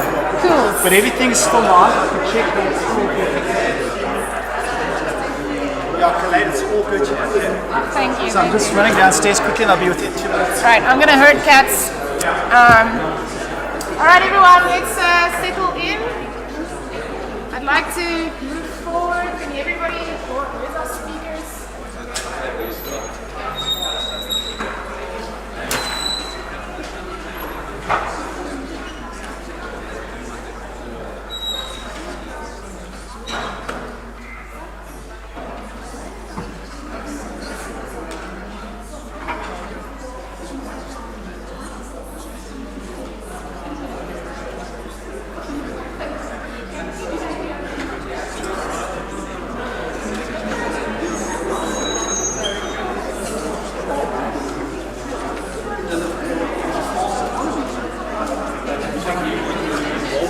Just two questions, QA. No, we're going to continue with things and we're going to do a discussion at the end.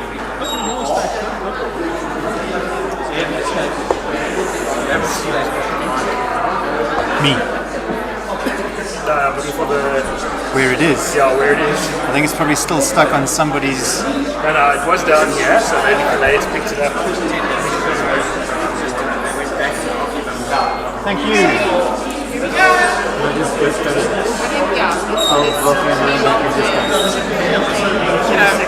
Don't sweat the small stuff. Yeah. Okay, everybody, let's settle down. Settle down. All right, we're ready. We're ready. All right. Welcome to round 2. For those of you who heard us this morning, and those who this is the first time around, I'm going to say the same things. But the focus really in the talk now is to answer the underlying question, okay, so how do we teach this? Or, okay, so what about this do we need to teach? Or how does this influence the way we really teach? So that's kind of how we're going to try and go through this. And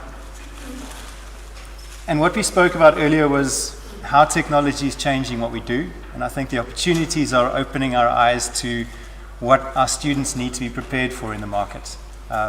Using the technology in the BIM space, in the context of the built environment. So this change from where I started my career to where my career went through to where we are today represents a fundamental shift in modality. In the paper era of drawing boards and linen, as Rudd was talking about earlier, the intention of our profession was to generate documentation that somebody else could take as a unique copy and build something from. When we adopted computers for CAD, the advantage was to have a more efficient way to generate those same drawings. The fundamental shift in building information modeling and digital project delivery is no longer the production of artifacts that can be shared physically. It's in the production of a set of data that lives on, lives through multiple stages in the project. That's a paradigm shift in thinking. It's a totally different way of approaching any project because no longer are you using a design methodology to print out, you're using an information generation cycle to create a body of knowledge. So the question is, how do you then adjust what you're imparting to students in this paradigm of not producing drawings and reports, producing information? Because as we drive this speaking to educators, so I'm not going to labor this point, but as we drive the cycle of moving up from data through information knowledge to smartness, as we call it, the question is then, how do we accelerate that growth of value? If we're just teaching the students to produce data, we're selling them short. If we're helping them understand how data goes towards smartness in the new world of digital processes and systems and management tools, then I think we're helping them accelerate into the new workspace. The math and the science and the theory and everything that we're teaching them about the how, the underlying theory isn't changing, but then what it results in is fundamentally changing. And we're seeing this in our practice currently, where some of our previous generation engineers are struggling to move away from a paper mindset because they still see the drawing as the fundamental currency of engineering and architecture. Whereas what we're seeing worldwide is where things are changing most rapidly and advancing most beneficially is where the drawing is a snapshot rendition that can be signed off and stamped, but that the source of information that continues to evolve is where value in organizations comes in. And I think that the presentation on PropTech really underlined that. We've got to be preparing the next generation of workforce into that mindset so that they can contribute and also benefit from that. The other notion is this whole idea of design as data into a bigger process, a bigger ecosystem of knowledge and information. Every asset that gets created as a result of our architecture, engineering, project management, and project delivery, those assets are assets in the truest form of the word. They're a means to an end, and that end is ultimately society operating well, preservation of processes and systems, enablement of economic activities and social activities. So again, the output of what we do from a digital engineering and BIM perspective is feeding a much bigger engine. We're not seeing a lot of awareness of that connection yet in the industry. Oftentimes, explaining this, people go, oh yeah, I never thought of it that way. Although it's a direct link, the way we've been taught is very kind of siloed and segmented. We're taught to do things because we want to get yellow machines on site to build something and then cut the ribbon and move away. And so that shift is a fundamental shift into the lifespan of work. Smart cities and the emergence of this idea or the desirability of smart cities is another driver behind how we approach information and how we teach information. IBM, the information giant, they've looked at smart cities for quite some time, and I like their definition where they say smart city is one that makes optimal use of all the interconnected information available today to better understand and control its operations and optimize the use of limited resources. It's a very rich sentence if you think about it. A couple of things there. The interconnected information. Khaled made the point earlier when we did the show and tell that there's no copy and paste information about what we showed just before the break. All of those different data sets exist in one place, but they're all different places, but they're all connected into a single view. We've all heard that phrase, single pane of glass. And that single pane of glass concept, the idea of being able to take a smart device and access a combination of information that has been curated for a purpose, that idea is enduring. And that idea is going to drive the way we do everything. Working back from that idea is a need to plan our projects, execute our projects, and then therefore have the understanding of information to go from project inception to that single pane of glass very intentionally. So in our smart cities, governance, service delivery, performance, mobility, asset management are priorities. We look at a utopian city as one where those things happen very well, and then we look at the reality and we realize that there's a huge gap. This is the world that the students are entering into. They're entering into a paper-based world because that's what they're inheriting. We're in that moment in time where our lifespans are seesawing across that divide from paper into digital. We still remember the paper, we still have the paper, we still own the paper. If we go to council, some councils are still covered in paper, some councils don't have paper anymore because it burnt. Some councils are starting on their digital journey. Sorry, that was a bit close to the bone, hey? But it's the reality all around us. Some councils, you go to the plan room and they had a little fan light above the door, which was open because they were still throwing the plans in the top because they couldn't open the door, but they needed to store it somewhere. True story. So in the life cycle of an asset, there is this absolute fixation on CapEx because obviously building things is an economic drive, right? As you build new infrastructure, you create new assets, you create depth in the economy. And so the world is obsessed with building, which is why we've got 100 billion buildings around. We keep building. But we're also living in a generation that realizes you can't just continue building ad infinitum. You've got to get to a point where we start reusing. And reusing really sits in that operational phase. The frustration in the industry is that as a community, we're facing this head on. We talk to roomfuls of people, and generally those people are involved in the CapEx phase of life. There are fewer people in the room involved in the OpEx phase in life because we're struggling to connect those two paradigms. As educators, I think that should be a priority, is for us to continuously bring our students to see that this entire focus beyond CapEx into all of life becomes the way that we can drive sustainability, we can drive circularity in the industry. Because then we're not just worried about what do we build, we're saying why are we building it, how are we building it, so that we can use it beyond its expected lifespan. So again, future of work is looking at that project life cycle as a means to a much bigger end.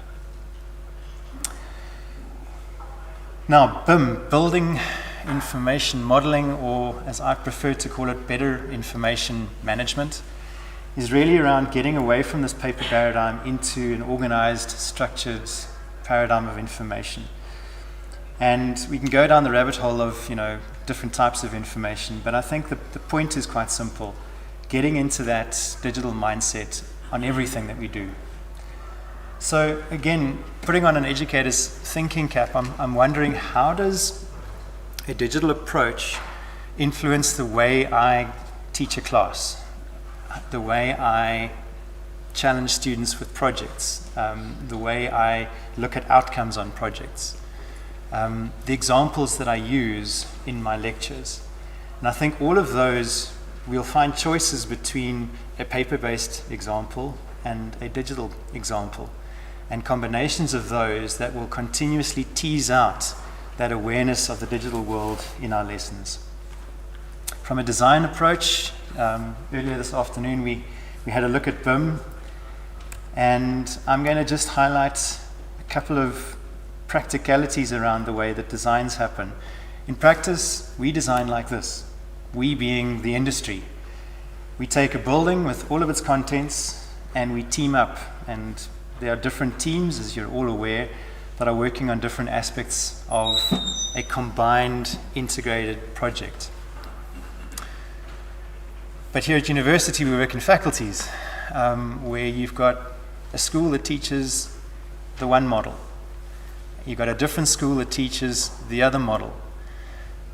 One of the challenges is, how do you start working across those faculty boundaries on common projects to teach that integration, to blur the lines between I studied quantity surveying, I studied civil engineering, I studied architecture. Oh yeah, they do that, but we do this.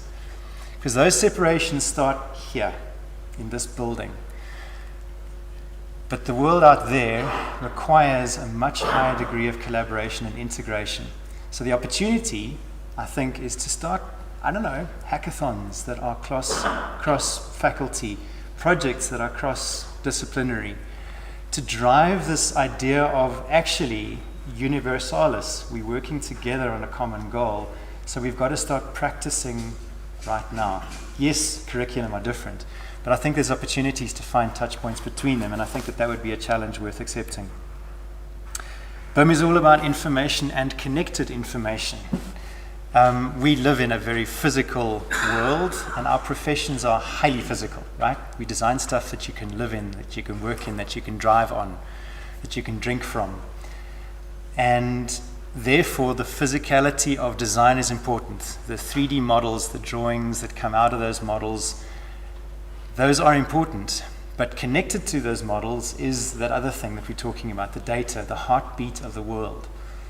And so, teaching our students that a drawing is dead, because you can't click on a drawing, right?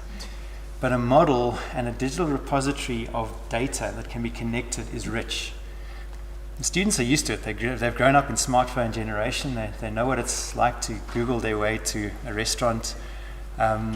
And to bring that into the way that we think about designs is vitally important.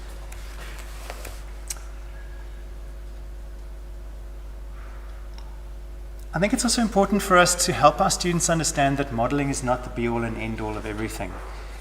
It is, like I just said, the physical representation or the virtual representation of the physical world. But there's so much more that we want our data to do for us. And I think this is another area where information sciences and knowledge management should be permeating all of our disciplines. Is understanding the type of information that each discipline produces.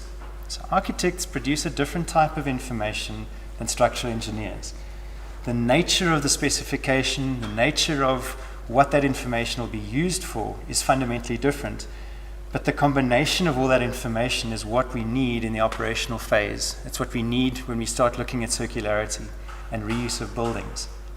So it's almost like this tapestry of information that each color comes from a different subdiscipline. When we weave those things in professional practice, you get an incredible result. If you guys can start teaching that now at university level, it's going to add to that tapestry. The idea of the development of information, it really is rooted in the project life cycle. So as you just go around the circle over there from beginning all the way to the end and look at the names around the frame, every role player at a different stage in the life cycle of a project development, delivery, and operation uses, produces, consumes, and manages different types of information. What we want to see worldwide and in all disciplines is that information becomes protected and shared for the common good. One of the great slogans in the United Kingdom that's really underpinned their digital journey as a nation is the slogan, data for the common good. And it's an incredibly powerful phrase, because as data gets used for the common good, a lot of the functionality that we see in sort of the utopian idea of an integrated society, of a well-run society, it comes out because that data is being shared. Now that sharing of data, once again, can be taught. The exchange of information and the planning of that information to create that amazing repository that has value can be taught. And it's something that really is important. Likewise, one of the phases of a project that is often neglected is the as-built phase, right?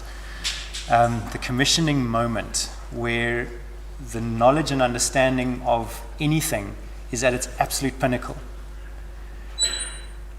We don't teach as-built at varsity. It's not something that we think about because we teach design. I'm just giving food for thought. Then I think the disciplines that are not in buildings, that's going to require a lot of creativity, because the BIM building 3D model connection is highly intuitive. We can grasp that concept, it's obvious. And the design tools of Revit or ArchiCAD or SketchUp, they're built around the concept of BIM. They've been explicit around the intent of BIM. Even if you use it badly, there's still this underlying understanding that, okay, this is a BIM model, right? But not so in civil engineering design. Not so when you're doing a pipe network or a sewer treatment works or a road or a bridge. It's not an intuitive thing unless we teach it. And it should be taught, and it can be taught. When I did road engineering at varsity, it was a terribly boring subject, and I hated it. I became a roads engineer. And this really captivated my imagination, because when I designed roads and highways, we did it in a 3D environment, but we never called it BIM. Now, at this moment, we're talking to the National Roads Agency to say, okay, but what does BIM for roads look like? Because we've actually been doing BIM with pavement management systems forever. We've been looking at catchment and drainage analysis forever. We've got disparate systems that manage all this information, so it's not really integrated. But the opportunity is there to bring all these disciplines together. So BIM is not a buildings concept. It's about better information management and using it for the common good. Ultimately, that common good lies in asset management. Some of you might have background in asset management. Some of you might be familiar with this diagram. For those who aren't, the Institute for Asset Management has taken the discipline, which is described in the ISO 55000 series, and put it in a conceptual framework that talks about how the life cycle of an asset, which is represented by that blue cycle, going from acquisition, construction to maintenance and disposal and recycling, how that sits within the context of an organization's operation. And any organization looks at its own strategy to increase the value for its shareholders and stakeholders. It looks at its organization and resources. It looks at asset management, decision making, strategy and planning, risk and review, and all of it is underpinned by asset knowledge. What we teach is using math, science, art and design to create information. That's ultimately what our professions do. And we combine information to create the knowledge. BIM does that. So the simple question of, okay, do we need to teach BIM? Well, you're already teaching BIM, you just haven't called it that, and it's not structured, and it's not strategized as such. So one of the thoughts around how does BIM influence education is, how do we maybe restructure the threads of knowledge that we weave into education in that direction? Information comes in many flavors, and one of the questions that I would be very interested to hear about how we could weave into various curricula is, how do we start differentiating different types of information? How do we start understanding what information can be used for? Rad's going to come and talk about ISO in a few minutes. The ISO 19650, or 19650, as everyone calls it, is a standard that's come from the UK that is being adopted in South Africa, that helps us go through, as professionals, go through a process of understanding what information is useful. And I'm going to jump to the punchline. They give us a recipe of saying information needs to be created for a purpose. And that purpose is contained in an organization's behavior, their outcomes, their needs and requirements. I think this is worth teaching in curriculum. This is worth understanding to give directionality to any design. I dream of a day where every single engineer says, so what information would you like me to produce? Not, so what's the specification I need to follow? The one becomes a short-sighted tick box exercise. What spec should I follow? What information do you require? It just opens up so much possibility and creativity, because it's saying, why do you want this thing in the first place? What do you want to do with it?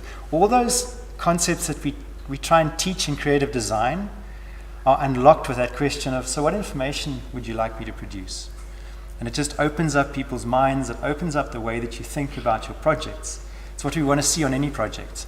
And it's what we want to encourage through this process of saying, what do you need? What format do you need? How are we going to swap it between parties? How are we going to share that information? What should the project deliver? How does that roll back up into the mothership of information? When we start looking at that information management practically, the world needs information management to go mainstream. So Google does this on an impressive scale. They take all of our information, they put it in the this massive operational thing called Google, where we can find anything. All of our information lives here. It's different for projects. In projects, all of our information lives here, there, and there, and never finds its way back to the mothership. So the principle of managing things for the common good is going to require a new set of professionals. BIM leads for the owners. Common Data Environment, CDE, Common Data Environment managers that work for the owners of infrastructure. Digital standards managers, CAD managers for the owners. Currently, in the industry at large, there are very, very few owners that have the capabilities in-house to manage the data and information that gets produced on projects. The information that gets produced on projects is still in the shallow end of the swimming pool. We need to get deeper and deeper. The potential is not being realized for digital engineering yet. But if we now start putting the deep end of information back to the owners, they're going to get swamped. So once again, as educators, is to recognize a new set of professions and careers that are coming out as almost subsets of each of the different disciplines in built environment, to say, how are we going to anticipate, specify, manage, and curate that information, and be able to recycle that through every single project as an opportunity to gain richness of information. And those new careers are currently in demand. And I think underlying all of this is the statement that whatever we do in any project, there needs to be a mindset from beginning to end of information management, which means that as we teach it, any project should understand what information is being created, what the potential of that information is. Digital twins, still flavor of the month, but moving beyond kind of the fad. I remember 5 years ago when I started getting really excited about digital twins, everyone in my environment was like, oh, Richard, it's a phase, just... And then I'd say, no, it's not, and I get really excited about it, and they're like, oh, there goes Richard again talking about digital twins. Well, guess what? I wasn't wrong. And now we're starting to see digital twins popping up all over the place. But what is it? It's actually a very, very simple concept of saying reality, the physical world, can be represented virtually. Because of technology, we can measure reality regularly, frequently. Because of information systems and data science, we can keep track of those measurements. We can use the data and the information to take decisions to drive the physical world, which can be remeasured, and the cycle continues. Earlier, apologies to those who heard this before, but aircraft like Boeing 777 can fly themselves because they're a self-aware digital twin, because they understand the metrics of their performance. They can then analyze those metrics, they can adjust the properties of flight, and they can continue to measure. It's the basis of any automation, quite simply. In the context of the built environment, anything that can be measured and actuated or made to do something remotely has the potential to be an autonomous digital twin. Some of those things are quite simple. Streetlights, switching on and off if it's bright enough. Air conditioning systems responding to different set points based on what the predicted weather is for tomorrow. At least looking at seasonal set points. Looking at occupancy sensors to analyze whether the occupancy and the bookings in a room booking system match. Finding out what the most attractive booking areas are. Finding which seats in a restaurant are most frequently occupied. All of those metrics and understandings of simple things drive decisions. It's a digital twin. So, I'm going to skip these ones. But I'm going to go to this one because I just absolutely love this example of a digital twin. So the city of Wellington in New Zealand uses their highly descriptive, highly graphic digital twin to understand the peculiarities of its own operation and to visualize those very graphically. Their visualizations help them to communicate with their citizens. Those same visualizations help the citizens to interact back to the city because the amazing thing about a virtual model is it's that picture that everybody can see and relate to so that they can talk about the same idea. In the design world, the 3D model helps us to do the same thing, because instead of me grabbing a napkin and trying to explain something about some abstract concepts, the design process creates this evolving picture that people can relate to, where we can share ideas, where we can sharpen each other's ideas, where we can challenge each other's ideas because we're looking at a common picture. There's no ambiguity when you're looking at the same thing.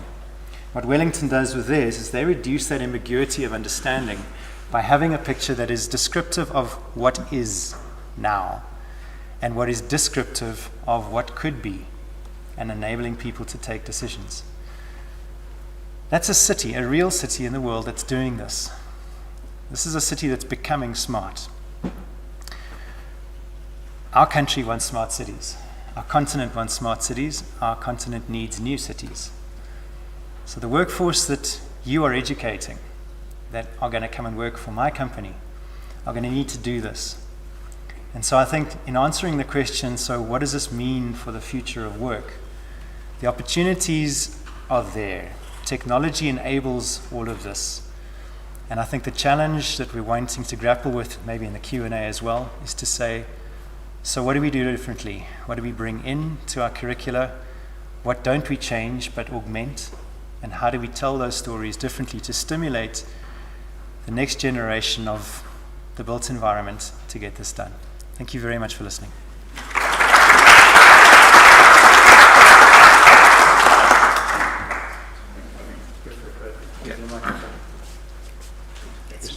Oh, yes. And you one click away, just keep going.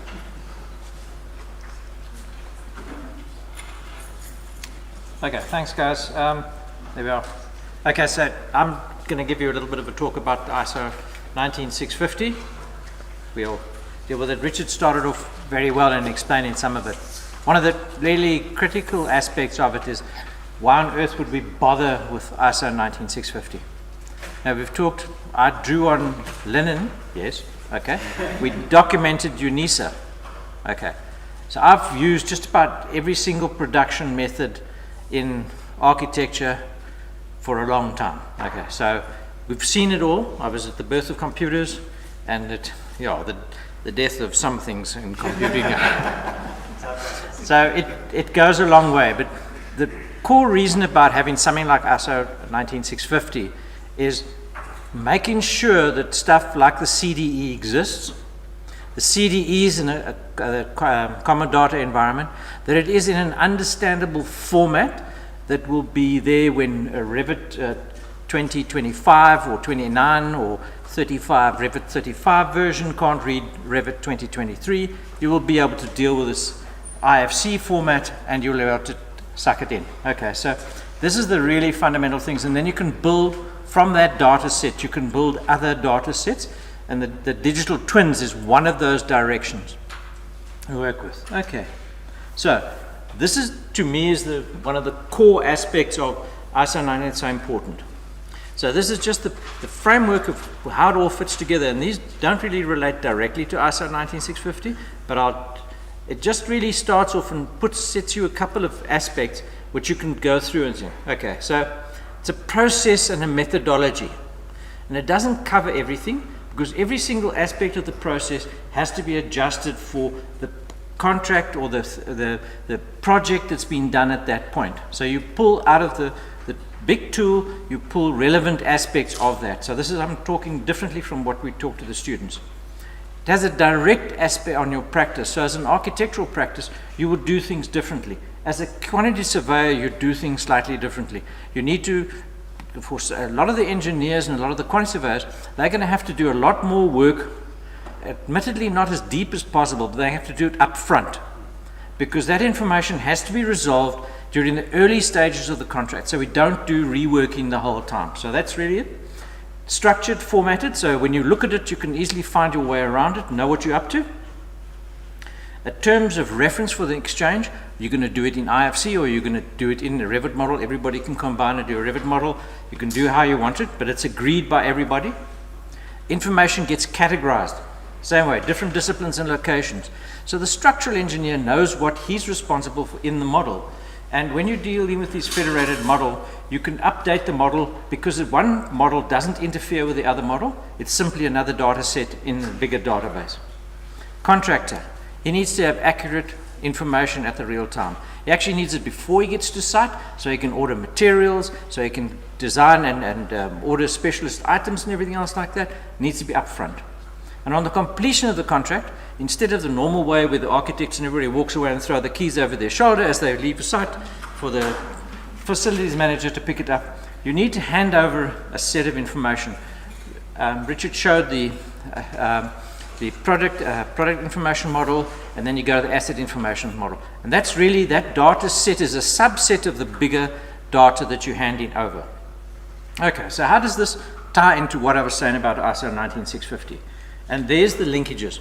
So far, South Africa has accepted 2 of these. The first part of ISO 19650 is the concepts and principles. So that just explains how things work. So for yourselves as educated and stuff, what you would need to do is you need to make sure that your students understand these aspects of the ISO 19650. The next one is the delivery phase. And this is really applicable to the guys who teach architecture, engineering, and everything else. How do they deal with that data in order to arrive so that they can actually work together, which we're trying to get them to do, okay? And how can they use that? And then finally, the one we're waiting for at the moment is the operational phase, which really is a little bit, doesn't really fit in with most people. Most people migrate to facilities management through other disciplines and training and stuff. So it's not something that's really taught at varsity at the moment. They're doing it in the UK. There's a couple of courses, and there's sort of guys teaching other people at the moment in South Africa. But those are the three major aspects of, or should I say, major components of ISO 19630 work, 650. Okay. So how do we get here? The first thing was that the technical committee 59, we were supposed to do all the digitization of construction. We're a little bit too busy to be bothered to actually do it. So with contacts in facilities management, we managed to get the facilities management guys to show an interest because they actually inherit everything that goes on. So they decided to put their hands up and they stepped into the gap. And it's the only country which facilities management has sort of forced the adoption of ISO 19650, but we won't tell anybody about that. So we've got stage 1, September 22, stage 2 is 5th of June this year, and we're waiting for the 3rd stage to come out. So this is all coming together nicely as it is. And the one thing that's happened is that the Bureau of Standards have been doing something I haven't totally understood, so they haven't messed with it too much. Yeah. So, you haven't tried to reinterpret an ISO standard and to create it. But that's left now to what we have is the National Annex. And the National Annex is the part that makes it a South African version of ISO 19650. And it was originally agreed to. We have to start off in one place, so that starting was the PAS 1192 in the UK. The ISO guys were looking at it, and Norway was doing a lot. The Yanks were doing a lot and selling things, and everything was working. But when the ISO guys looked at it, they decided that the UK was, firstly, they published everything in open source. So if you wanted to know anything, you could get anywhere, any access or anything else like that, which is really, really great. And the second things, they weren't too holy about it. They were arguing with one another and not being very personal about it, so they got on with their job. The ISO standard looked at this and said, we'll have that. And then they fished in, I think, 3 or 4 of the principal people behind the development of the PAS 1192 into their grouping, and they added a couple of Norwegians and stuff like that just to make things even. And then they proceeded. So out comes the standard. It's accepted across the countries. Things will be different in South Africa. We need to start talking about some of the things about how to make it a South African version of what is he actually saying when he says this, okay. So South African English needs to come into it. And the ISO will be part, the national annex is part of part 2, and there isn't really a total consensus on it and whether we have it as part, an additional national annex as part 3, but I think we'd stay together. The last point about this one is that the last item there, so we're trying to avoid unhelpful, nice way of saying it, litigation. Okay, so in South Africa we've had a lot of litigation, what should go on and on and on and on, and everybody's earning money who's developing nothing. Okay, so we'll stay out of that war, if we can. Okay. Okay. BIM is an advanced technology. Okay, so when we had a look early on, a long time ago, we used pin boards, and I don't know how many, I wouldn't talk about that. You have a whole set of layers. Instead of it being, it was a physical layer in the drawing. So you had the structural engineer do the columns on one layer, and you overlay it, and you do the brickwork, and you overlay it to the windows, and you can do things. So we had a physical layer drawing a long time ago, which we used when we combined our forces together. And it's what we're doing now digitally, so it's there. Other consultants need to get on board, and the real key thing, I was quite interested in what SAPOA spoke about. They spoke about yesterday, and they spoke about today, and the first time my ears pricked up, I'd more or less forgotten about SAPOA, or I'd given up on them, because I couldn't really see, and they are the absolute critical party. The guy who ends up with the building, if he does not understand what on earth he owns, he has no help on this earth. Okay, so if we go for an IFC format file, which when he finally decides he has an interest in this, he can then suck it into his systems. We have a way of working. Okay, so, and we need to move from the AEC industry to the AECO industry, which is about operations. So it needs to be flow right through. I mean, we do not want to burn too many parliaments and be able to rebuild them at some point. Okay, so go with them. Stakeholders. When we started this process, we had identified something like 22, 25 different stakeholders in the industry. Key parts of the stakeholders are people like the JBCC contract documents. They don't even understand, and when you talk to them, they don't, why do we need to do anything about BIM? I said, but contracting with a BIM methodology is very different to contracting with an old paper-based methodology, where information is delivered in a total package. Yeah, you can now measure this building, okay? That's not the way you work with BIM, okay? When you're working with building information modeling, you actually need to give them very early, and the QS needs to be on board and everybody else. So your contract's not going to work that well if you're relying on the old side. So we need to get everybody involved, and we're going to have to work with them in the national annex. So this suddenly went from being a nice thing where somebody can sit down and spend about 5 or 6 days writing up a new national annex. It became a really big element, and we've been having suppers and stuff like that as the BIM community to draw people on board. And in one of the suppers, I ended up sitting next to the CIDB. And after successfully bending the ears, and he got some free wine and everything else like that, they sort of went home and they realized they were doing something on a parallel to the community, and they needed to get. So they're on board now. They have the mandate in South Africa to produce documentation that people need to, or should I say legislation that people need to follow in order to adopt ISO 19650. They don't need to go and get a authority from everybody. They have it, and they've decided to join, and they've decided to get on board with this. So they're going to be involved in the national annex, and they're going to be involved in their mandate that they're going to give out. Okay, so that, look forward to best practice construction works requirement for digital 2 and 3D collaboration coming here soon. That's due. Okay, so framework. This is the other part they're doing. So the one part is the legislative, how you tie it and bolting the bits down, and the second part is to have the ideas, that bring the conceptual side of things to make things work, and they're going to start off with the guys who can afford it. Okay, so a little bit above the contract mafia, grade 7 and above, 20 million more. Okay, so we go with that. Okay, what they're doing is not something that's out of the ordinary. They're actually fitting in with what has been recommended by the ISO standard. So that's all very good. and that's going to be sucked into the national annex. And they've talked about a this is interesting, open non-proprietary format for the exchange of information. They just didn't really want to say IFC, you know. It really, you know. Okay. Now, we get back, so this is now the students you're sending out into the world, what you need to teach them about. It needs to be building information management. Richard's starting to tool the thing. I'm a little bit happier with information management for buildings.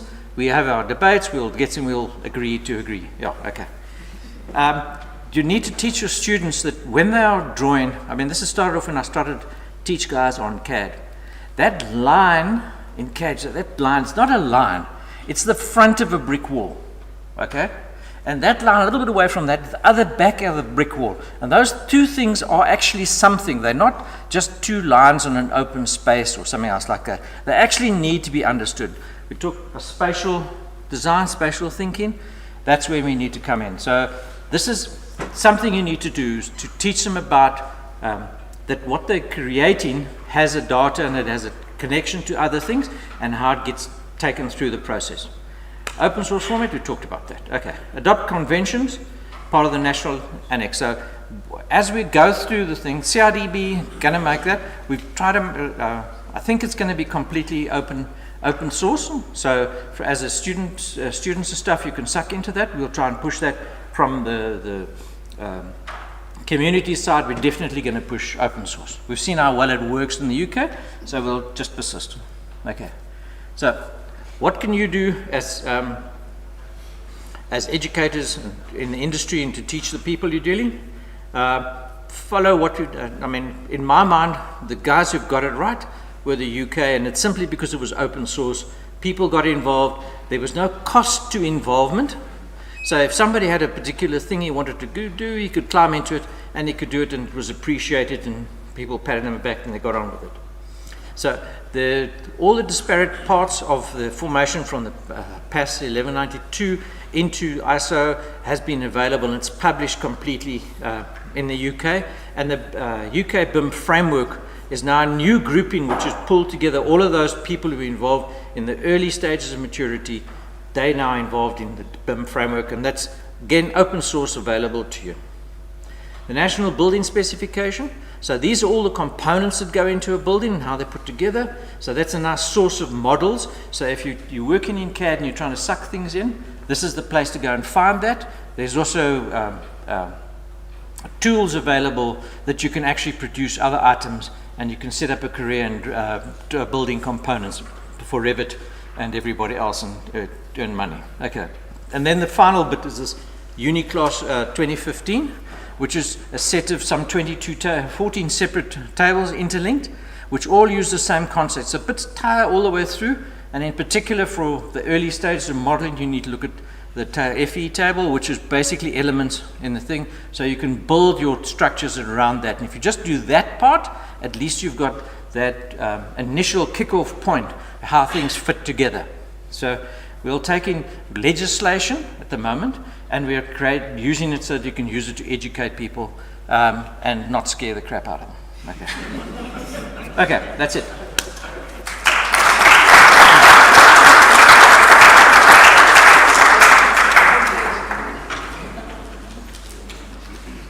So colleagues, thanks for your patience. I know we're running late, but we'll do our best to do our best. So next up is my team, and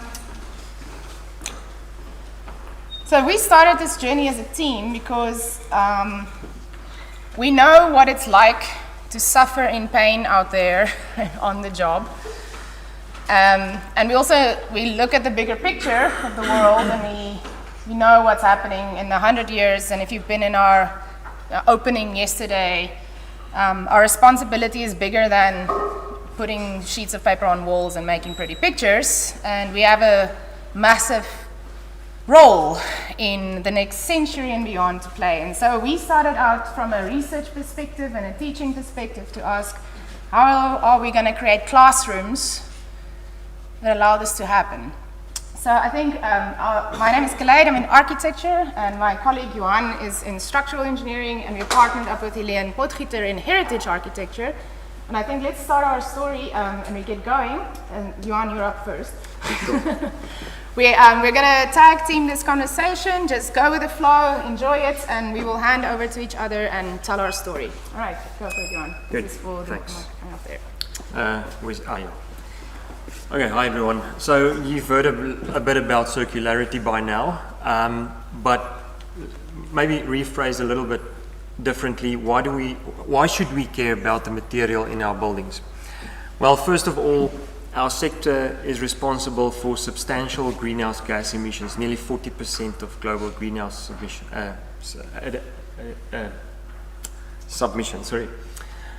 emissions. And in addition to this, substantial resource depletion, notably of sand for the production of concrete, and added to that, substantial waste. So the reason for all of this is because our sector is a very linear value chain traditionally, where we extract raw material for the manufacturing of building components and building materials, which we use to construct our buildings. So all of this, of course, costs a lot of money, but it's also associated with a lot of equivalent CO2, which adds to the embodied carbon. But unfortunately, we tend to forget this at some stage, and towards the end of a building's design life, or tragically many times long before that, we simply knock it down and throw the material away.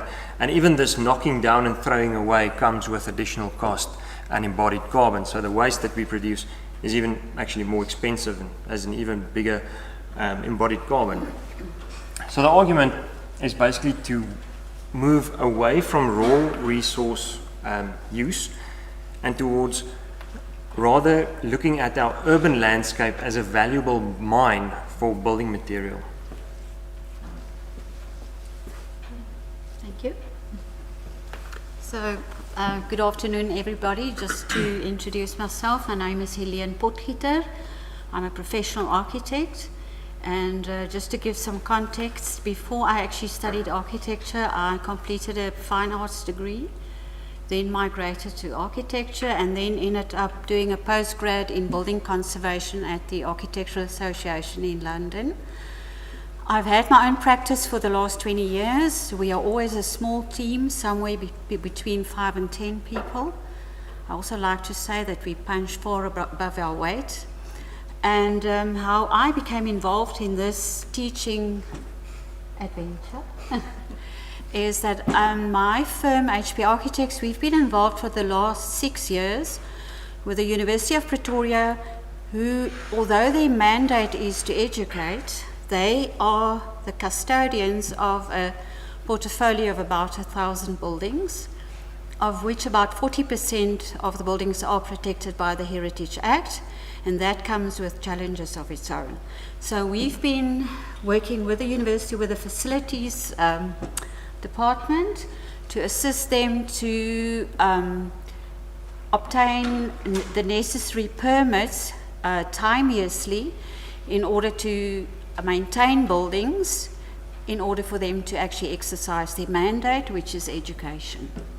So why do we care about buildings and about building conservation? The image that you see here was taken, an image similar to this one, was taken 55 years ago on the 24th of December 1968 aboard the Apollo 8 space mission, and it is the first image that was taken by a human being looking back at our beautiful, vulnerable planet. And what is actually quite, for me, the context here is that 55 years ago, we as human beings actually for the first time got a sort of a bird's eye view of our own planet, a planet that is 4.53 million years old and is part of a universe that is 14 billion years old. Sorry, 4.53 billion years is the age of our planet. So demolition waste, just to put that in context, just the USA up to date has generated 7,200 square kilometers of habitat, was lost due to landfalls, and that is about 40% of the size of the Kruger National Park, and that is only the USA, and which is the Kruger National Park, which is about half the size of the country of the Netherlands. So the bottom line is our planet is a finite resource, and the legacy of our young people that we are actually leaving them with is not a good one. So, and I think just again to give some context with a few thoughts, in July this year, the UIA, the International Union of Architects, had their World Congress in Copenhagen. Krishna, head of department, was actually there. And the 10 takeaways from this conference was the following, and I'm just going to, these are just sort of thoughts. Work with existing, just think about existing building structures and just put the concept of reuse on the radar. Think carefully about doing new developments on green fields. Natural ecosystems, food production should be sustained regardless of the built environment. Point number 7, the whole issue around virgin mineral materials that should be used in construction when not be used whenever reuse is possible. No waste, or as little as possible waste produced or left behind after a construction project is completed. Sourcing of materials, local renewable materials should come first. Everything we build, look at the carbon capture and look at the carbon footprint. We all know the formula there. And then also when involved in development planning and construction, just also be aware of the impact that could have, that any construction project or development project could have on water ecosystems. Another interesting fact, you might be aware of this, you might not. The Pritzker Prize winners of the architectural prize, the Pritzker Prize of Architecture is the Nobel Prize of Architecture. And the winners in 2021 was this partnership. It was a French company, and Lacaton and Jean-Philippe Vazal, and they embraced the principle of no demolition. And this is a very interesting project. It's a social housing project in the city of Paris. And we all know that social housing is for the poorest of the poor. It's never glamorous. And they were appointed to actually refurbish a huge several street blocks of social housing. And what they did was they actually went and they had an interview with every single occupant, every single family in that block. And their conclusion was that for us, this might be a terrible block. It might be ugly, it might be bland, but for the people that live there, that is where they are connected, and that is home for them. So the decision was taken not to demolish, but to refurbish, and they have transformed this whole sort of block into the most incredible a block for the same inhabitants, with rooftop gardens, safe areas for kids to play. And this is just a sign of the complete paradigm shift that is happening within the environment of architecture as well. So that's just a bit of setting the scene, because we're coming from these 3 very different places: structure, heritage. My portfolio right now is innovation. And my question is, why is transdisciplinary learning important in the 21st century? And we've heard a lot about inter, multi, intra, But transdisciplinary means up and down and across. When you're interdisciplinary, you work alongside. But when you're transdisciplinary, you engage people who have nothing to do with you as well. Up and down and across. And why is this super important? And the reason it's super important is because I was on a trip recently to Rotterdam, where we had to figure out how to digital twin city in Africa. And we asked the city of Rotterdam, tell us how you digital twin city in Rotterdam.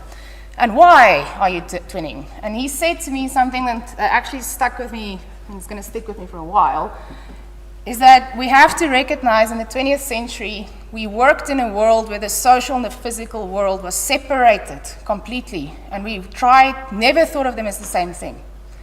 And because of this, we have specialities, we have industrialization, we work in independent and individual realities. But in today's world, we are completely different. We have a world where the social, physical, and digital is one thing. And if you still believe that the social, physical, and digital are separated, you are in a fantasy land. Doesn't matter which way you come from. And if we go into the 21st century in the future, we have to recognize that if you want to be effective in society, these three things is one reality. It's not separate realities. It's a shared reality. And if we want to work in this world and be in this world, never mind make money or anything else like that, if you just want to live as a society in this world, you must be able to work, think, and do things in complexity. You must be a complex thinker. You must be able to produce common ground with lots of different people and lots of different situations all the time, not just once, not just for your job, or even at a personal level. You must be able to produce shared realities, whether this is a product, a thing, or just a way of being. And if we want to have an adaptable, flexible, useful society in the 21st century, in the built environment, we need to be human beings who can do this stuff, who know how to work together, who can solve complex problems, who can cross-skill and learn very quickly. Shamima, you were saying about the learning curve for professionals. It used to be 5 years, it's now 18 months. So the idea of a human society that doesn't know how to do this now, if we don't focus on that as educators, we're lost, completely lost. And we need to work on a human talent. We need to cultivate that human talent to do so. Because the reality is, in the 21st century, we have pluralist societies in Africa. It's complicated societies. It's not single realities. It's shared realities. Lots of histories, lots of futures, lots of dreams, lots of things going on. We have a real climate, social, and social crisis. You cannot ignore it. It's happening right now. It's not coming. It's here. And our problems are very complex. You can't solve it from a single perspective at all. Not once, not in a building, not in a road, not in a physical world, not in a social world, not anywhere. And in South Africa, we have even more problems.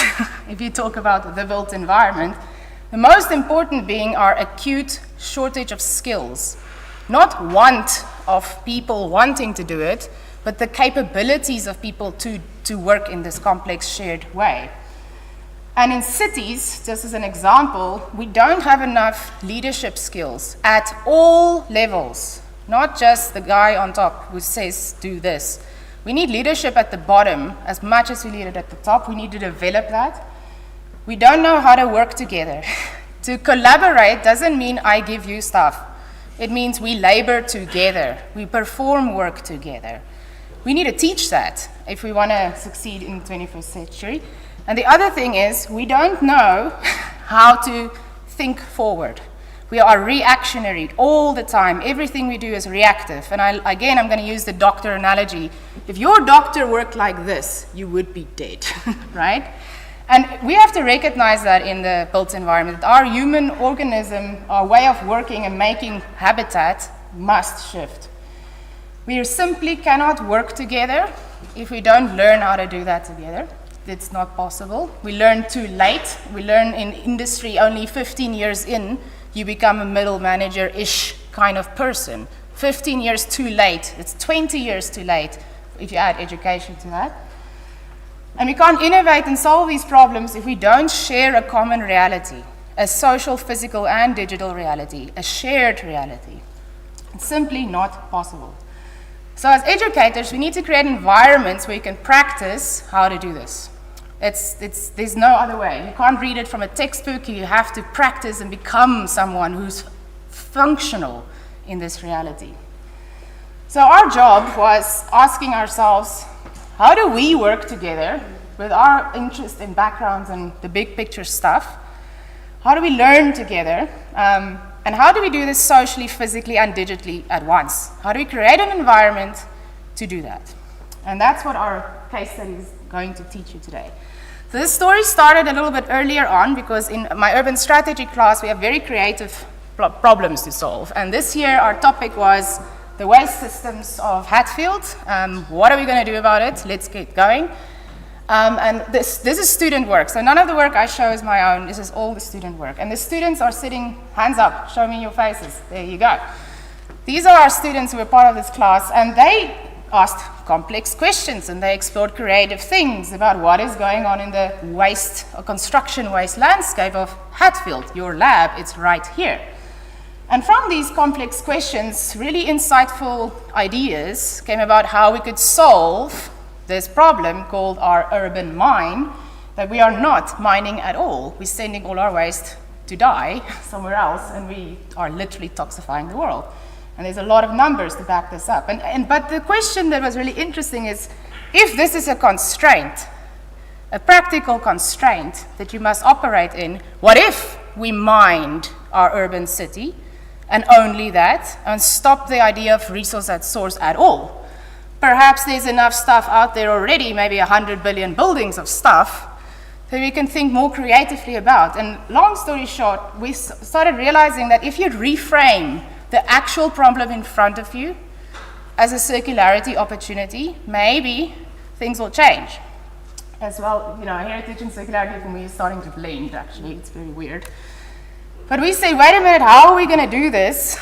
And the only way is to think about information, right? In all the different formats and ways we were talking about it yesterday and today and right now. And for us, it became very clear that BIM and twins are simply vehicles for circular built environment. It's a vehicle for us to do that.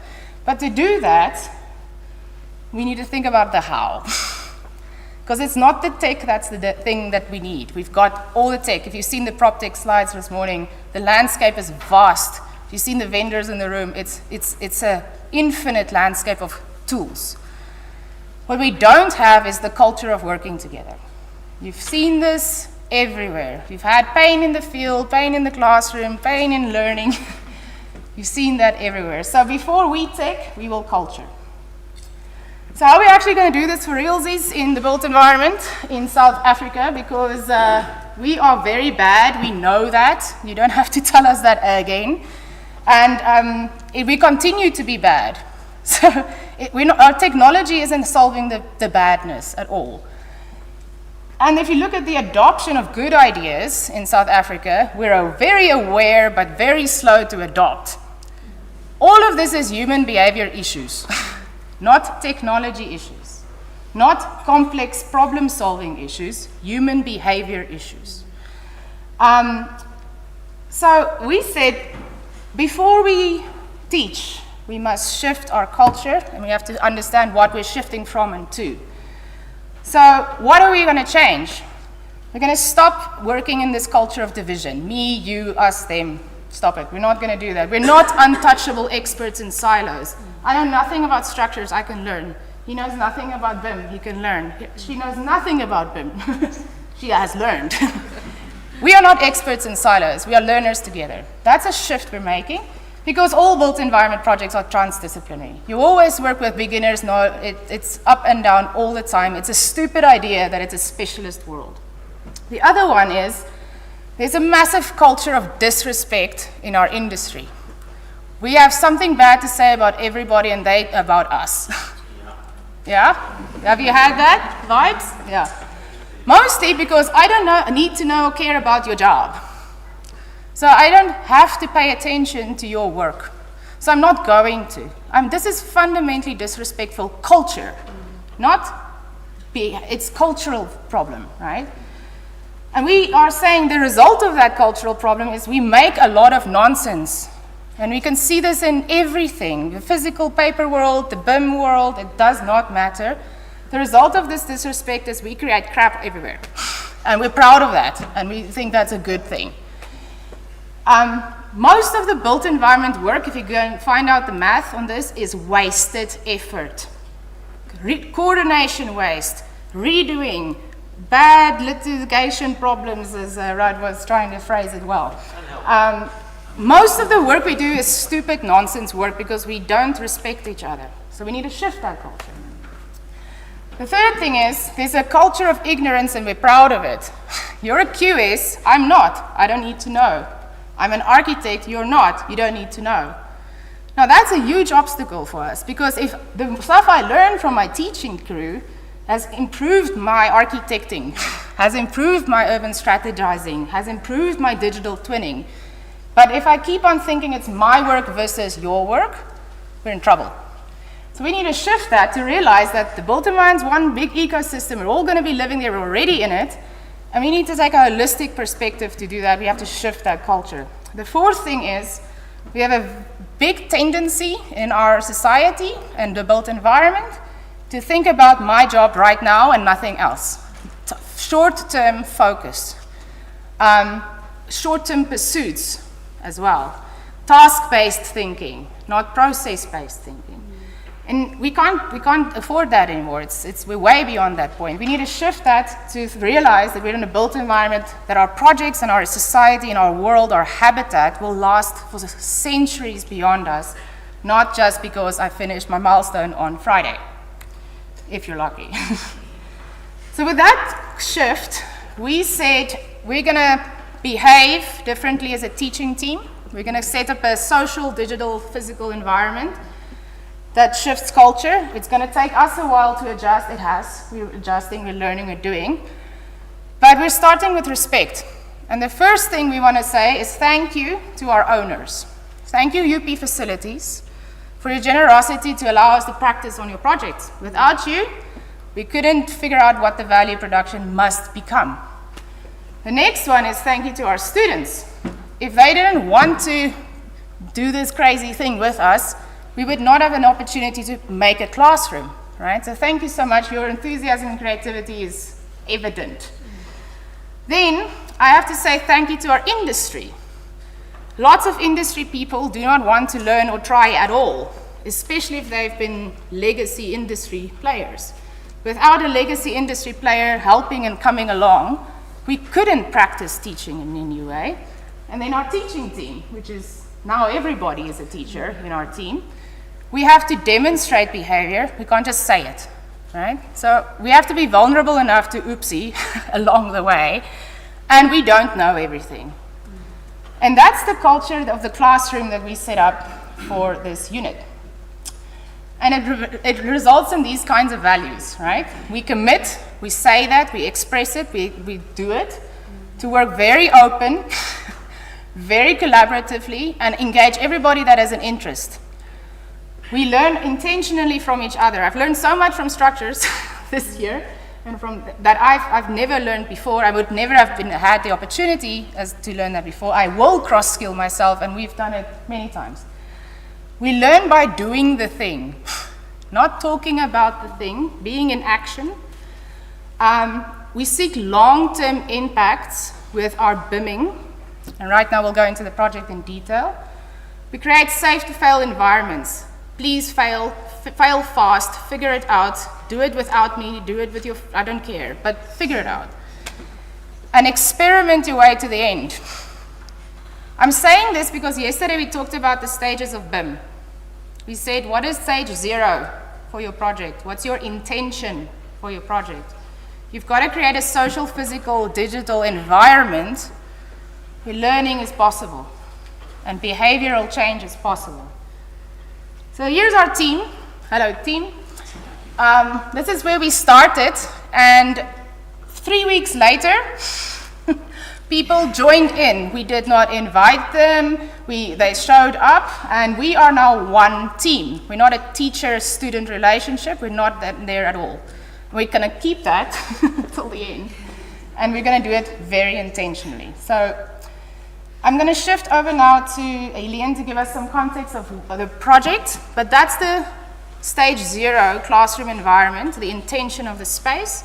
Now let's get into the what we are BIMing. Okay, thanks, Galeed. So again, the field of speciality of my company, HB Architects and Heritage Architects, is actually at the interface of commercial scale construction projects with very, very vulnerable historic fabric is extremely vulnerable to the brutalities of the construction reality. So these are on the left-hand side just two good examples to show where we have actually proved the economic sense of conservation, of building conservation. First one here is the Madeleine Hotel in Pretoria Street. The client, the owner of the building, was ready to actually demolish this building, push it all off to a landfill and to start with new build. And we actually proved to her that there would be a 40% saving with respect to conserving, restoring, and refurbishment to a very minimal scale.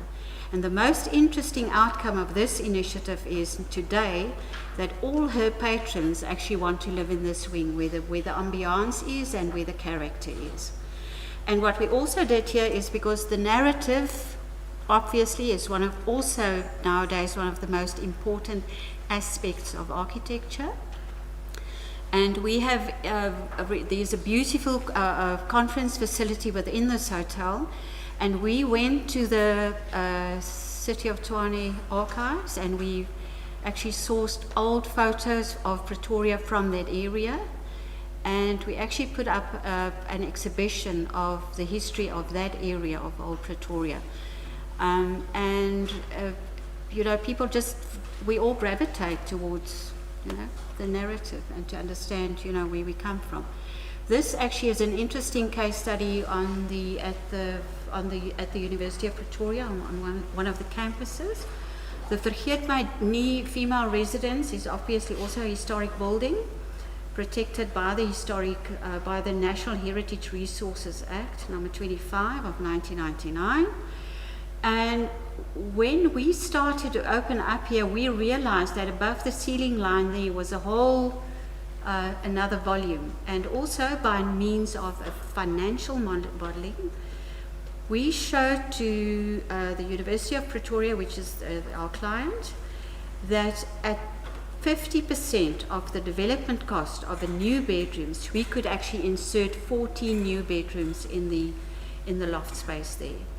And just as a matter of interest, the development cost for a resident, a university residence room, is equal to the development cost of a 3-star hotel room bedroom. And so this is just a before. You know, we've started to actually gut the whole space. These are incredibly beautiful Oregon pine beams. And what you see there is actually the final result of the bedrooms, which looks like a boutique hotel, if I may say that. So these are the beautiful old Oregon pine portal frames. We inserted Velux roof windows in the roof space. We did not replace the corrugated sheeting, because the corrugated sheeting that was manufactured 100 years ago can last another 100 years. So we restored, we repaired, we inserted 2 layers of insulation, and with the result is that these dormer bedrooms are actually cool in summer and warm in winter.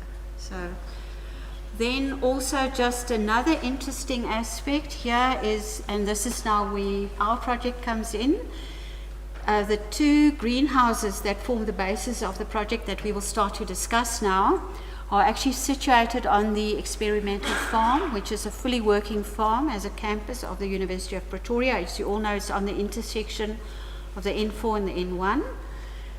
And it might be in the future, and I'm just postulating, I'm not giving, you know, this is not factual, but the experimental farm might actually be relocated. And when I started to talk to Johan and Galeed, and the 2 greenhouses that we will show you now is actually on our radar this year as part of the Heritage Project.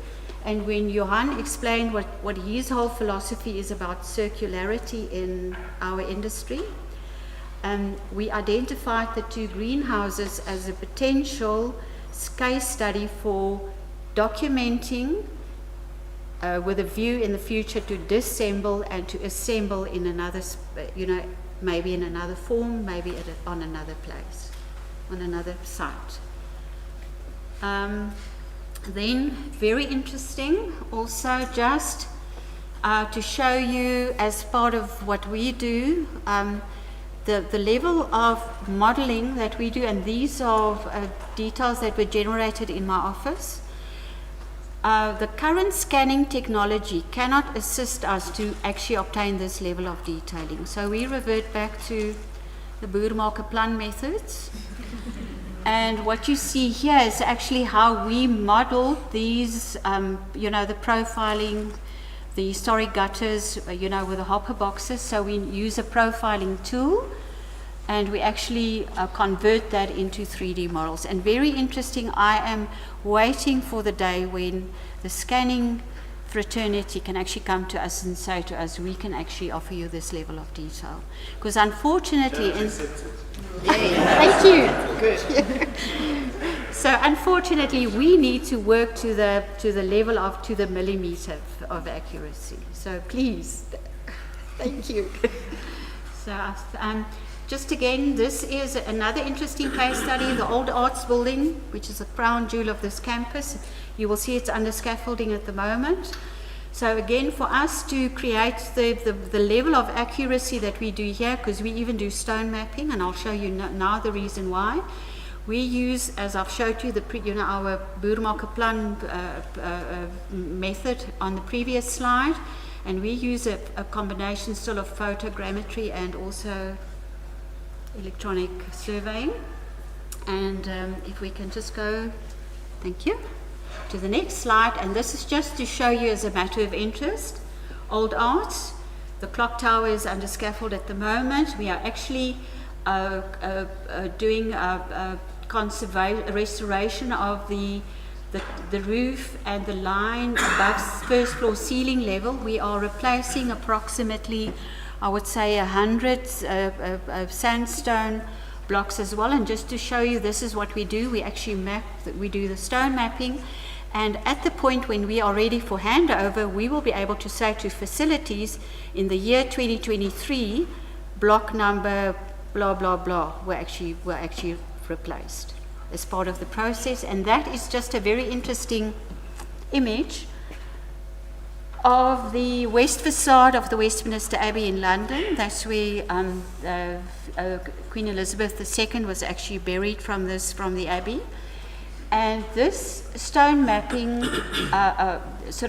this facade, the drawing was created by hand. Every individual stone is mapped, and that what you see there is just a detail of the top of one of the towers there. So stone mapping is happening. We have just taken it, I think, maybe to a next level. Thank you. There we go. Thanks. So yeah, it was a really good opportunity to, of course, for me to partner with a BIM expert and a heritage and data capturing expert in this initiative.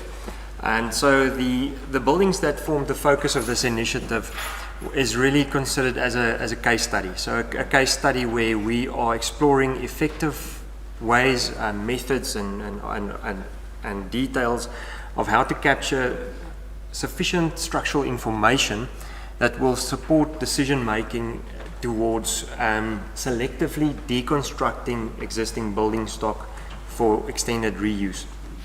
This might be, as Eliane mentioned, to maybe reconstruct the facility in its original form, but it might even be to construct something entirely new. And so what the focus of this initiative mainly is at this stage is, first of all, to investigate how to most effectively capture all the information that we need to develop a digital material inventory. So digital inventory of the bag of material, if you will, that we could potentially physically deconstruct from these buildings for reconstruction. So that includes things such as element, shape, size, material properties, end connections, so speaking to ease of disassembly, information such as this. And then what we eventually want to prove with this case study, or hopefully at least, is the extent of benefit, not only financially, but also in terms of environmental benefit in using such a deconstruction process towards physically extracting this material for reuse, as opposed to purchasing and building with an equivalent set of new building material. First, Lillian? Is that me? Yes. Okay. I'll continue after a couple of Thank you. slides. So this is our case study. So we have here greenhouse 1 and greenhouse 2. And what you actually see here is an extraction of the presentation by our student group. And so this is greenhouse 1. There's something very charming about these buildings, I have to say. So what we did, you can go to the next slide, Khaled. So what we did was we actually reverted to, in our office, our team, we said, okay, iPad Pro with an app. What app did we use, Jared? Polycam. So, and we said, okay, we're going back to basics. And Jared, put up your hand.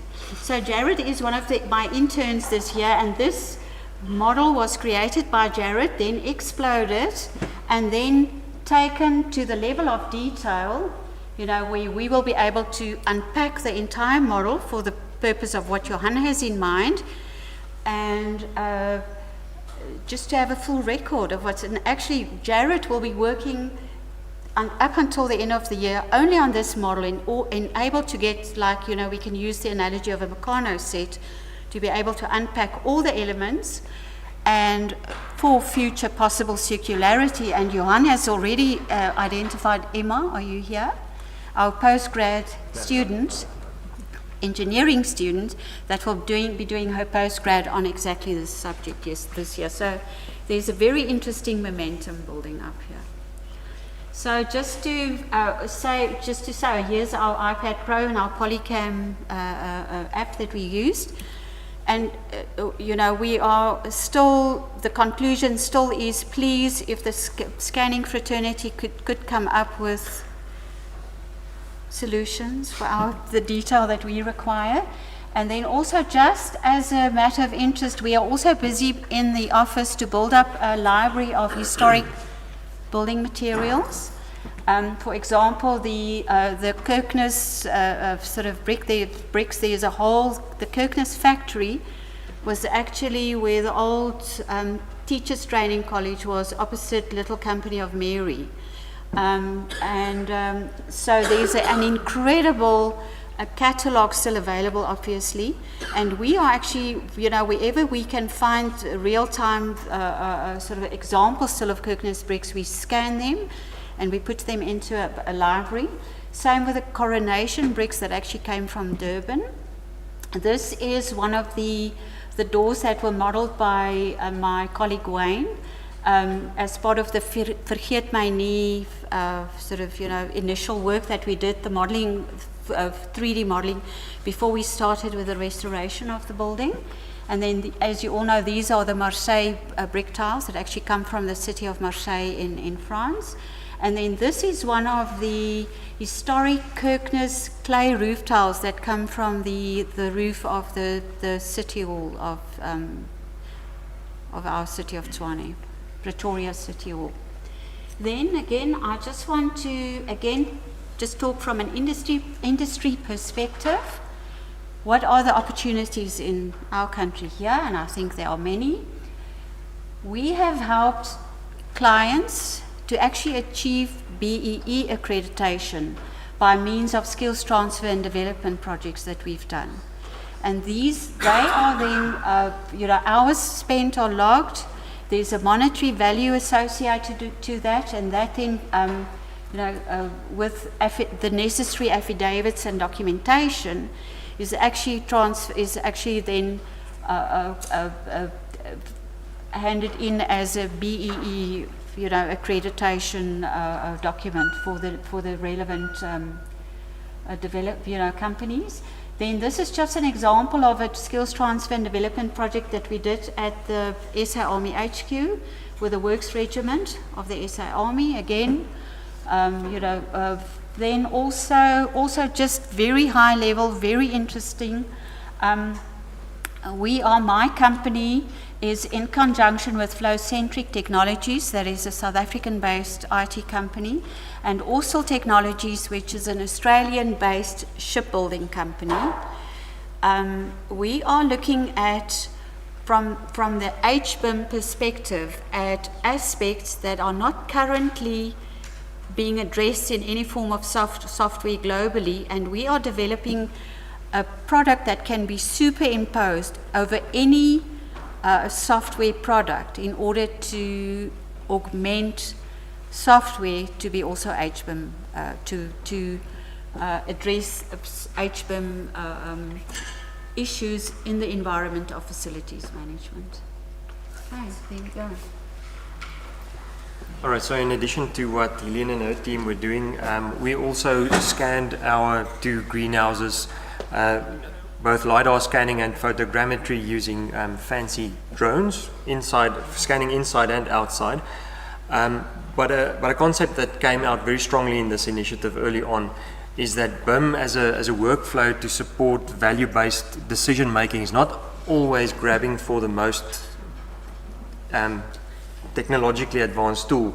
It's using the right tool for the right job at the right level of detail.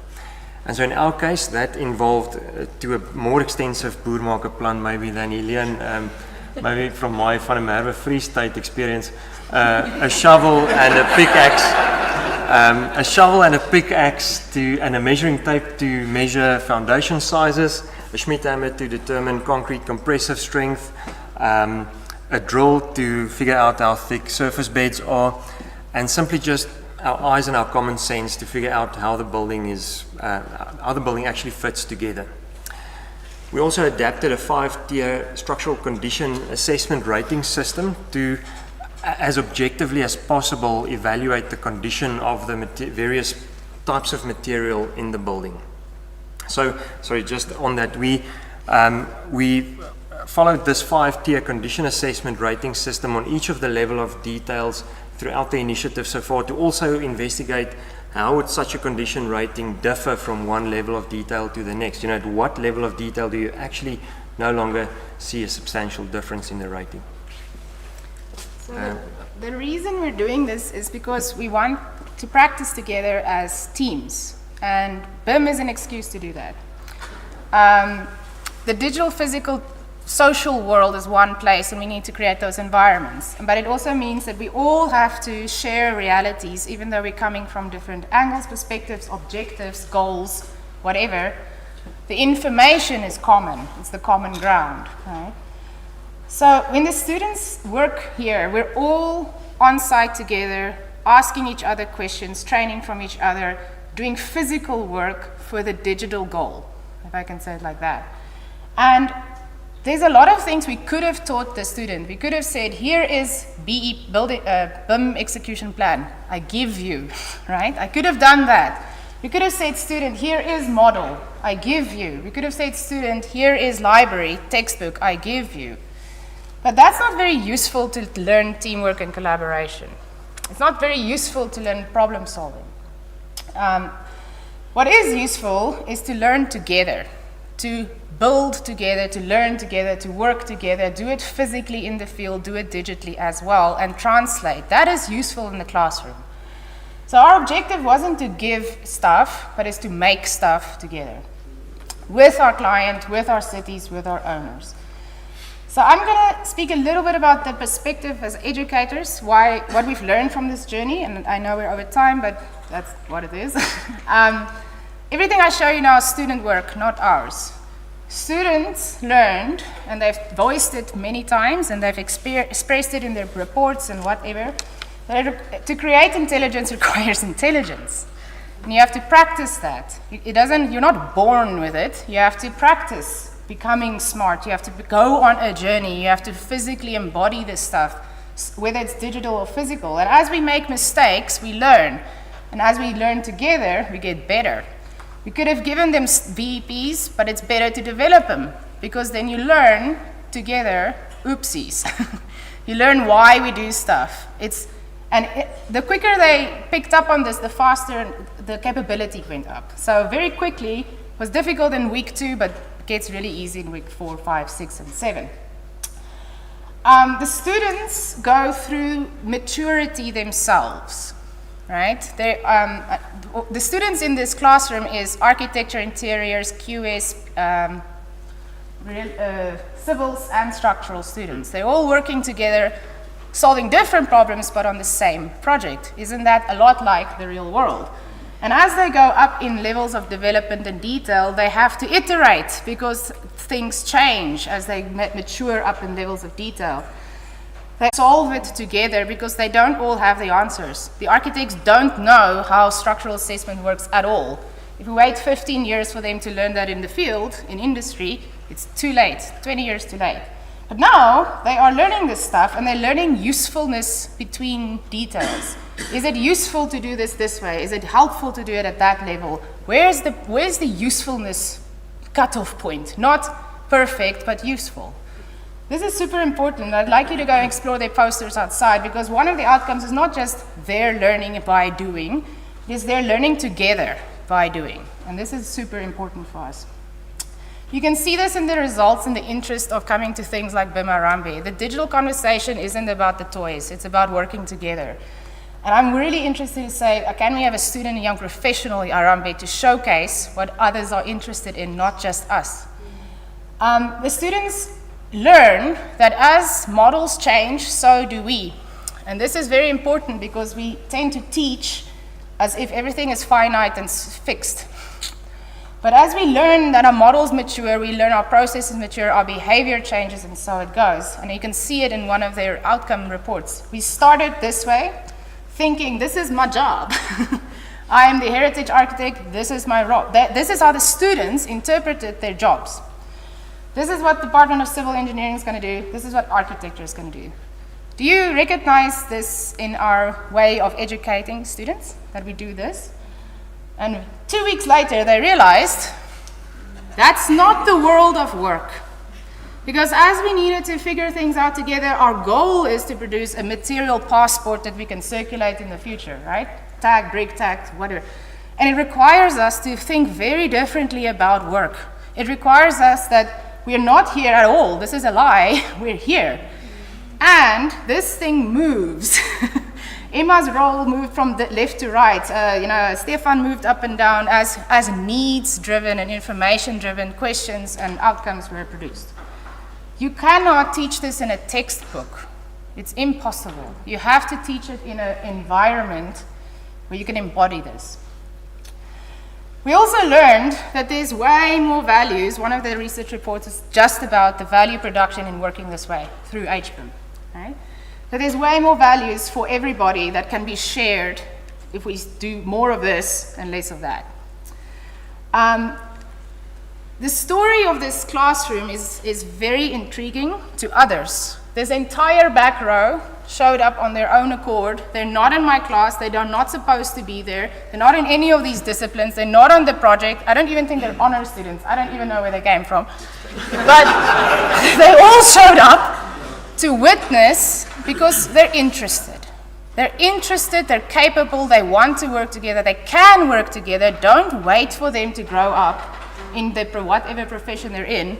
Do it now. They have the skills, let them figure it out together. You'll make better people. Interesting enough, again, QSs, not in the job, volunteered themselves to teach architects QSing. Isn't that what we want? Architects are teaching QSs architecting, and so it goes. We have to create classrooms where the social, physical, digital is one space. And BIM is a very useful excuse to get us there. So at the end, I just want to ask you on for a couple of reflecting thoughts, and then we'll finish our session. So this case study really forms part of more broad research towards a more sustainable built environment. And we hope to build that further into the digital space towards exploring means of parametrically, first digitally mining such an existing building stock in order to optimize how we would then physically extract these building materials for reuse. And lots of research groups all around the world are looking at these kind of topics, including material passports, which is of course important for distributing such material. And although many research groups in developed countries are already looking at this theme, what sets us apart here in Africa in this theme is that on any typical Tuesday, hundreds of people are building with waste all around the country, or the continent for that matter, although it's of course from a very unfortunate disposition.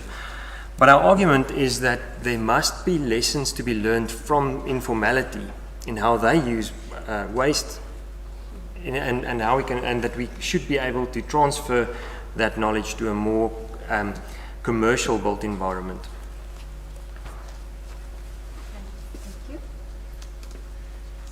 So from my point, and where I'm coming full circle here, is having started off as a fine arts graduate, what you see here, and the analogy that between the three of us that we've actually concluded to, was that the analogy of, I'll tell you now what the Bottega is. The Bottega was in the 15th, 16th century Renaissance period, was the workshop where young artists came to learn skills through learning by doing.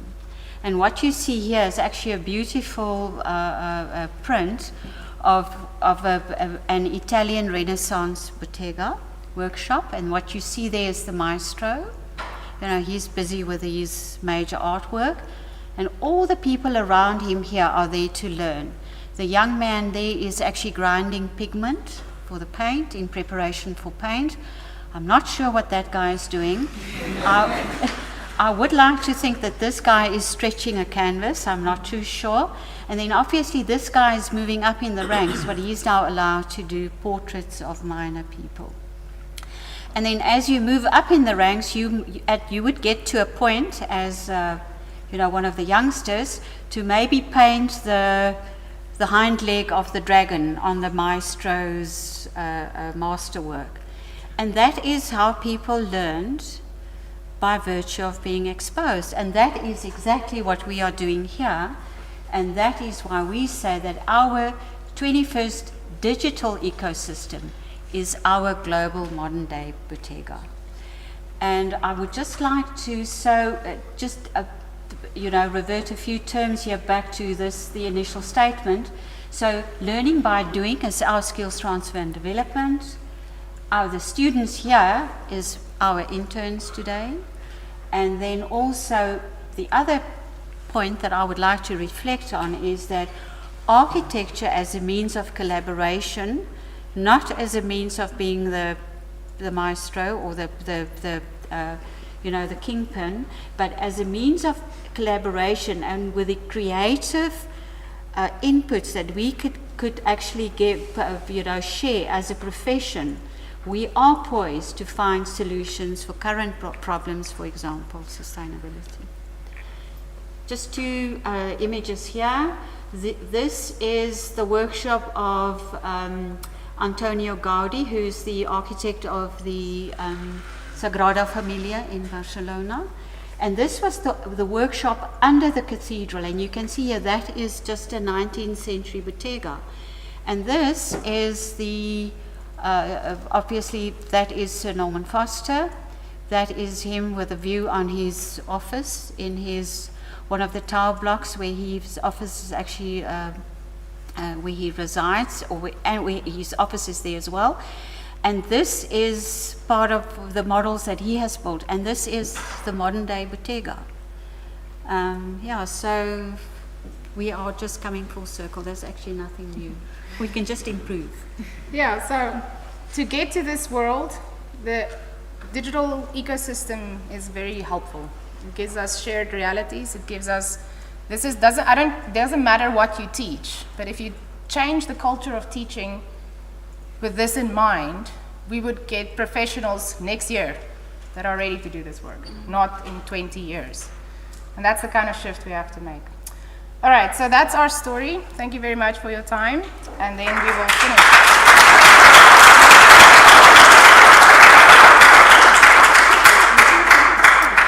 The last speaker, I know, I know. I just want to get Mr. Gary Mansfield up. He's going to speak specifically about skills. Gary, you need speaker notes. No. Sorry about that. Come on, Gary, you can do it. You wanted. I just need to get yours. Catch you up with.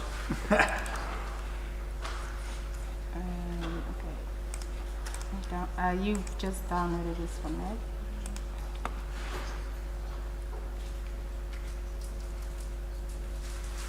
I promise I'm going to be quick. Promise. You gave me a new presentation Another lunch. hour of this. So I need to like sort this out. Can you maybe just Speaker notes, yeah.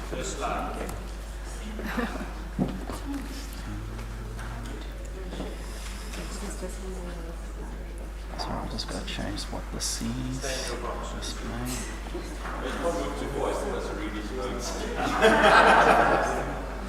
Yeah, I'm not that great at memorizing everything, you know. Okay, so we need to pull this one to the side. And we need to go to present. Slideshow, present. From beginning, and you should have the speaker notes right over here. There we So go. as you go along, Fantastic. you should be good. Right, let me just test it to go to the next one. Yep. There we go. Oh, where's my mouse? Do it that way.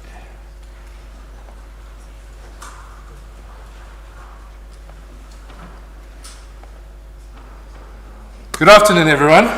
I hope you're not going to fall asleep now, because you know it's already 3:48 in the afternoon on a Friday.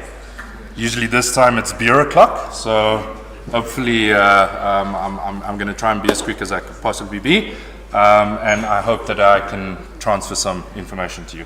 So thank you very much for having me. The name is Gary Mansfield. I'm Digital Innovation Lead for CKR Consulting Engineers. We're out in Johannesburg, Pretoria, Cape Town, and KZN. So welcome to this presentation around skills for the future. And in a world where, and I think, you know, while I was sitting here, sorry, I'm going to go off script the whole time, I'm so sorry. But while I was sitting and I was listening to Richard and then Khaled, you guys are doing a fantastic job. That is what we need. I'm just sad to see there's no building services engineering guys there. I mean. So in a world of pace that's change is accelerating, leaders and experts in the architecture, engineering, construction, product design, manufacturing, gaming, and even multimedia have been at the forefront of adaptation, right? And the reason for that is we need to stay competitive, right? And they have recognized the importance of addressing challenges and seizing opportunities in an ever-evolving landscape. And as we can see with the different ways of ESCOM, Keep going, Gary. Keep going. no problem. My presentation that I want to talk about was originally about the skills that we need, but I'm going to go between that, so that we're just aware of what's currently happening. And as I was thinking about this, my ideas just changed. So I was sitting on version 25. That's why I was so late with the issuing of the presentation. Sorry. Okay, I'll get the PowerPoint going again. So it's in the Okay, wrong so it's direction. still running. Yeah, it's mirrored because it's on the screen. There we go. Can we just go Alt-Tab? Probably better. Doesn't want to switch. Okay, there we go. It's on the wrong screen now. So I've got to exit the presentation and just start again. Now it's not enjoying this now.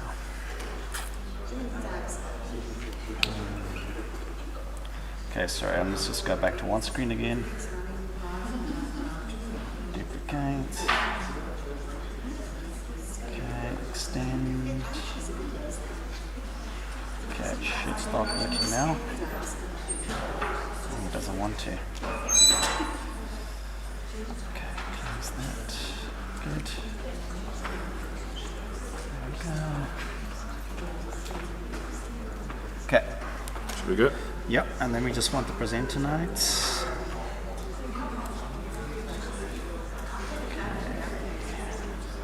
Sorry, it doesn't want to do it. Sorry, I'll just got to restart this PowerPoint.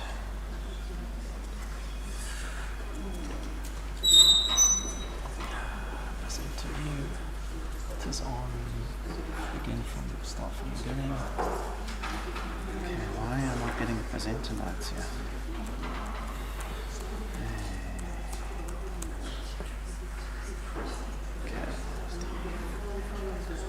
So the screen's caused havoc now. Okay, we just go to one last one on the P, extend.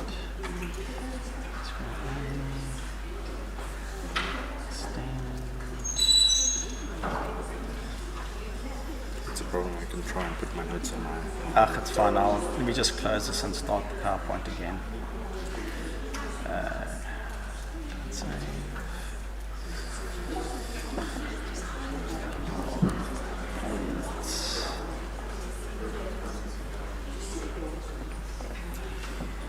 Across this. Yeah, yeah, that's it. All right. Control. Let's go to slideshow. Present. From beginning. There we go. Sorted. Perfect. Fantastic. All right. Awesome. Sorry about that. Okay. I'm going to skip that first part. All right. So thanks again. So the presentation that I'm going to do is just going to delve into the valuable insights shared by executives in these various industries on obstacles they faced and how they identified new opportunities because of these obstacles that they faced in the industry. Note that digitization, sustainability, and workforce development intersects to share the future of the AECO industries. All right. We've currently in South Africa, we have got many companies already that has taken the time to invest into digitization and sustainability and workforce development, right?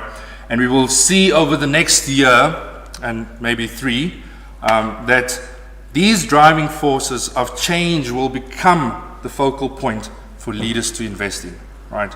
Ensuring that they remain once again competitive and also rapidly, because of the rapidly transforming market that we're in currently, right? And when I refer to the transforming market, it's because of new innovations that is happening in our industries that is actually forcing companies to actually look at upskilling their staff and making sure that they are relevant with the times. All right. So my presentation is based on insights from an industry report that was done in 2022, which was a year ago. And it's basically about leaders around the globe that has gone on this digital transformation journey and how they used it for business resilience, sustainability, and talent management. All right. If you wish to read through the entire survey, just afterwards you can connect with me and I'll give you access to that survey. I'm sure it will somewhere. Google and iPhones are listening, so it will pop up on your LinkedIn feed. Promise you. Okay. So many of the companies that we have currently, and personally, I think many of the companies were kind of forced into a digital adoption, right? In my opinion, they were in a catch-22. Even though back in the day they weren't convinced, and if I'm talking about the leaders of the companies, they weren't convinced that BIM was the way to go. They were forced to actually implement it if they wanted to stay relevant within their industry. And this was one of the ways of staying competitive as well, right? So, but if it wasn't for that nudge, where we had software companies and we had people coming and saying, no, but you have to and you need to, and this is the way to go, technology adoption in general in South Africa wouldn't be where we are today. I mean, I'm sure you guys have seen amazing technology that has been showcased here today, right? So I hope this presentation, and I think the general message for today was educators needs to jump on board. That was the general message that I got from 2 presentations already, and I'm going to be saying the same thing. All right, that's the amazing part.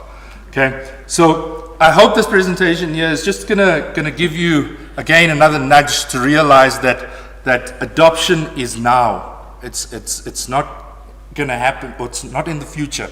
You need to make sure that you are aware of what is happening in the industries. You need to make sure that you are prepared, and prepared in the sense of understanding what you're getting yourself into at the end of the day when you're leaving the university and when you're getting into the workforce. You need to know what is happening right now in your industry to prepare yourselves for it. Okay, so enough of me ranting. Let me try and get into the presentation. So first, I'm just going to talk a little bit about business optimization and how this flows into my last 2 slides that I'm going to be present to you guys. So today in the AECO industry, the top priority for companies is still revolves around achieving business optimization and business growth. That is still their number 1 objective, right? It's fascinating to see that 79% of respondents to this survey believed that the future of growth in their companies is heavily going to rely on digital tools. It would again be in our best interest to keep up with the fact that this fast pace in change in our industry, as this will open up exciting possibilities for growth. Right.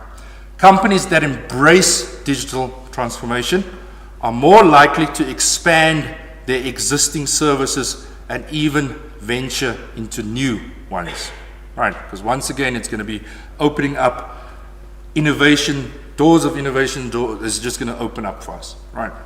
So by leveraging the power of digital tools, businesses can tap into untapped potential and unlock new levels of efficiency. They've also noted that digitally mature companies reported that they were more prepared to handle change at higher rates than those that are less matured. So those who've done their adoption, let's say 5, 6, 7, 8 years ago, they feel that they're going to be more prepared for those that is going to be adopting in the next year, or realizing that they need to adopt new ways of working now, right? And they already got the head start. But, you know, it's never too late. You can always join the bandwagon, because that is what we want. It's going to make our lives so much easier. More than half of the respondents said that the companies are hiring employees who lack the skills needed for their positions and plan to train them. And this is what we're doing currently at our business as well. Is now when I say they lack the skills, I'm not talking about their education, right? It's about the skills around the education to assist in their day-to-day. That is the skills that we're lacking currently, right? And the emphasis of importance on investing in workforce development is important to us because, once again, we need to make ourselves relevant, right? We cannot wait for others or companies to make ourselves relevant. We need to do that. We need to be educated. We need to understand and know what's happening in the industry.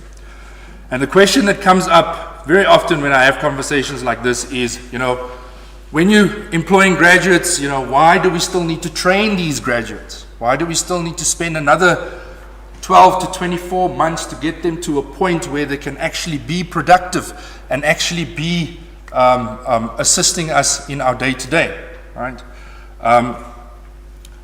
And the issue that we're having is that, and you know, barring there is institutions that is doing it, but what I can deduct from it is that there's not many institutions that is actually adopting technology in their curriculum, right?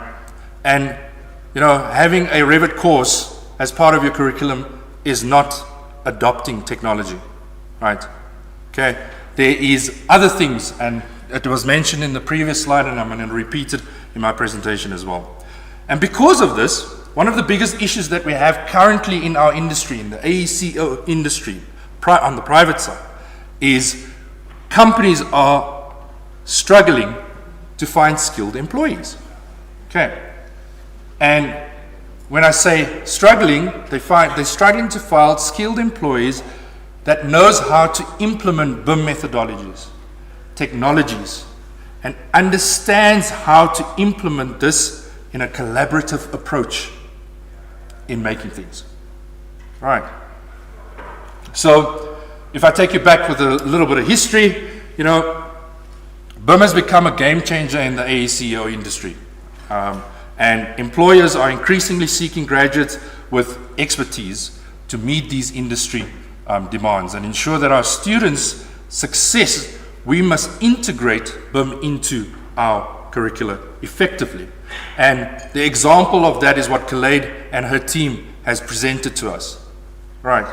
That's the kind of learning that we need in today's world to make sure that our students are capable of just getting into the workforce and contributing. All right. First and foremost, why is BIM education important? BIM is not just an additional tool.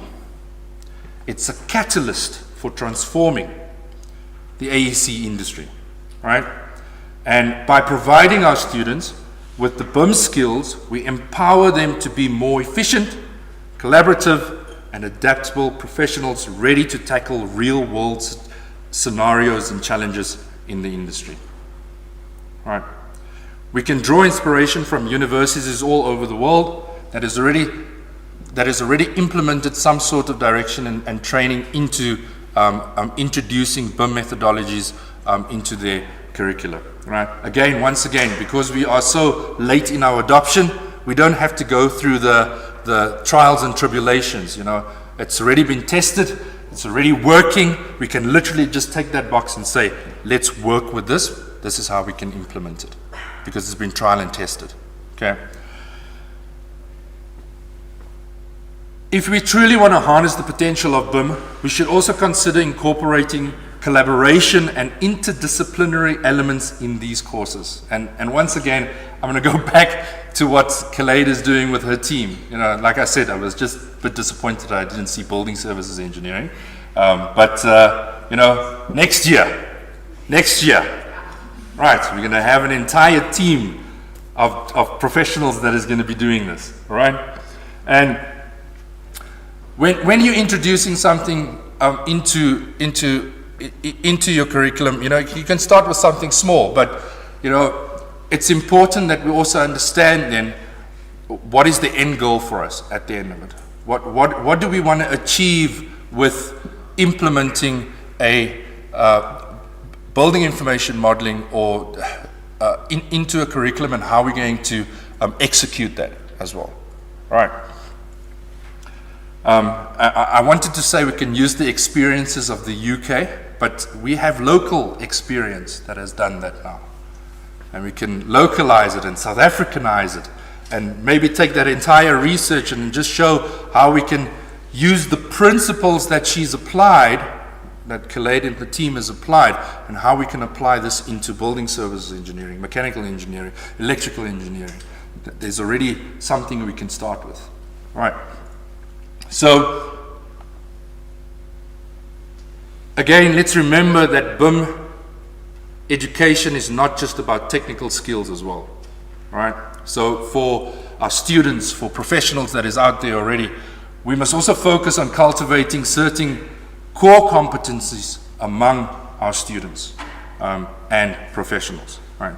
These include effective communication, ethical responsibilities, problem-solving abilities, and understanding the relationship between people, products, and processes in the industry. Okay. To become BIM-ready graduates, our students need to acquire various BIM knowledge and skill sets. It's essential to recognize that BIM education is an ongoing process. Right.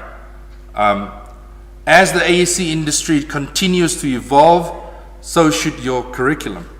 So should we, as individuals that is passionate about this topic, so should we go out and make sure that we are always informed about new ways of working, right? Okay. So, keeping a pulse on the latest industry trends and technology advancements will help us stay ahead and prepare our students for the challenges that they may face today and beyond. Right. So what skills do you need? And this is just from my experience working with new individuals that joins our company. This is my experience. Okay.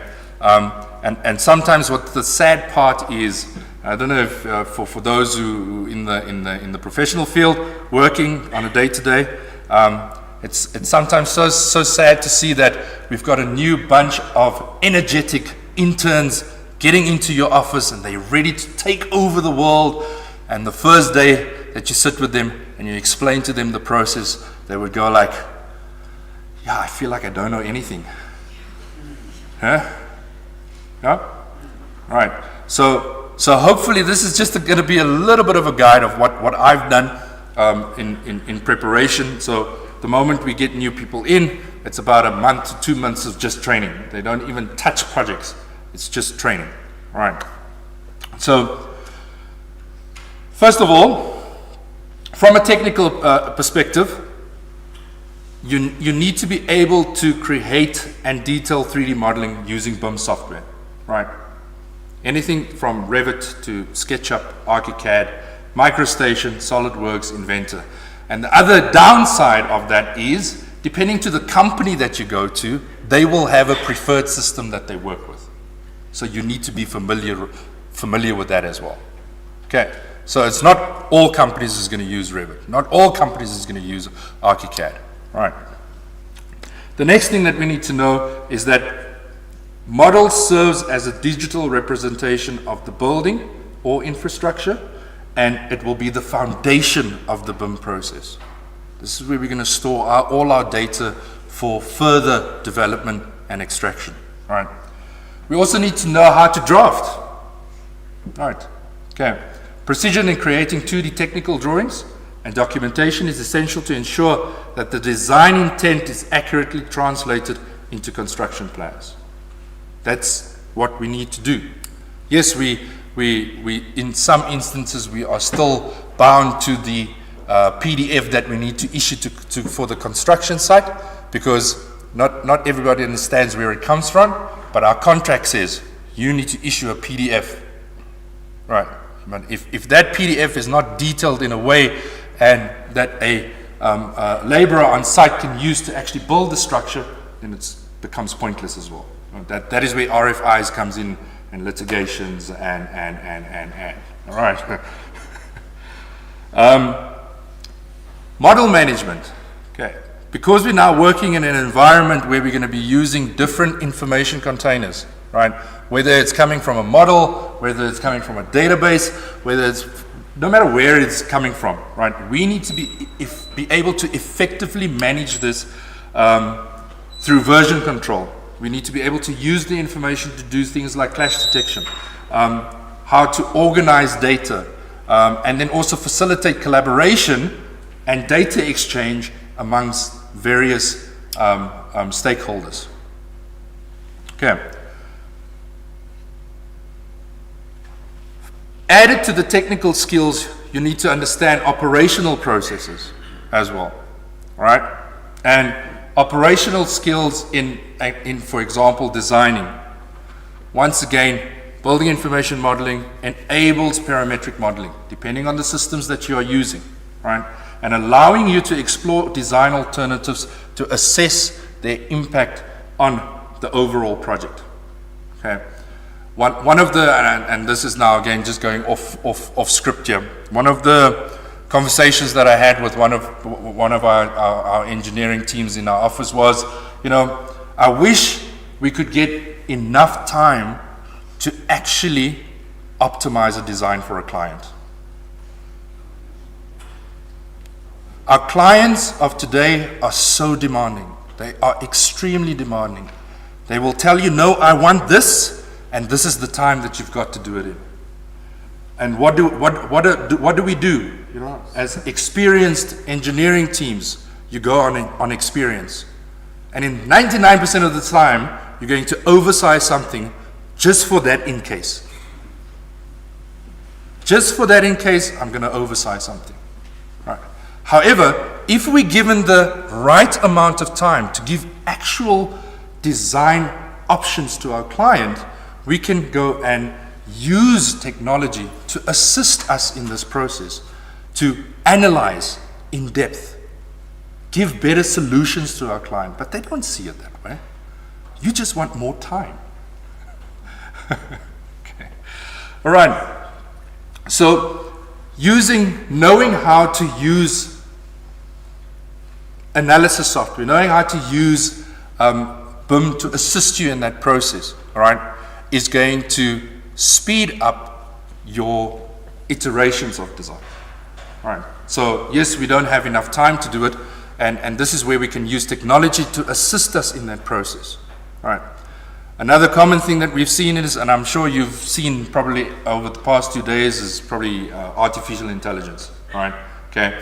My take on artificial intelligence is, you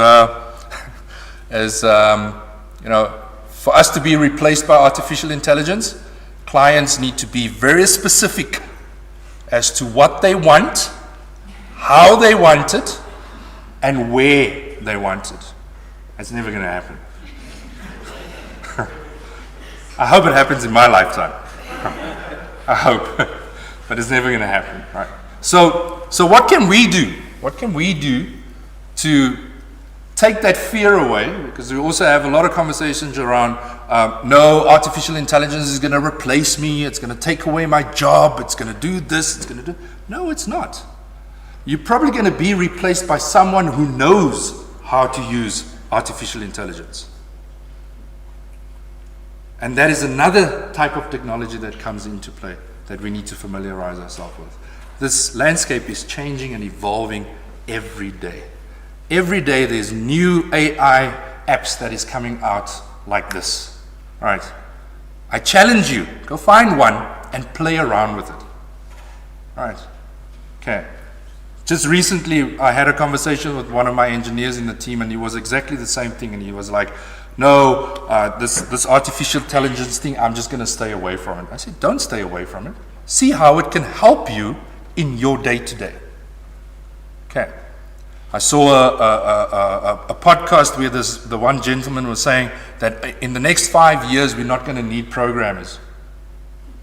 Okay? Next 5 years, we're not going to need programmers. No. Right? And the reason why is, I don't know if you guys are familiar with GitHub. Yeah, familiar with GitHub? So apparently, 90% of the code on GitHub is obviously open source, number one, right? And apparently, 90% of the code is written by AI.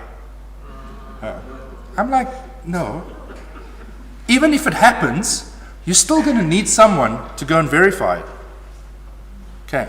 So yes, I can learn a new skill on how to give instructions and detailed instructions to AI, but you still need to be able to verify it. So you're not going to become null and void.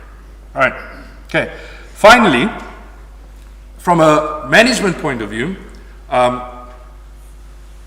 working in a building information environment project, you need to be able to, you need to know how to collaborate.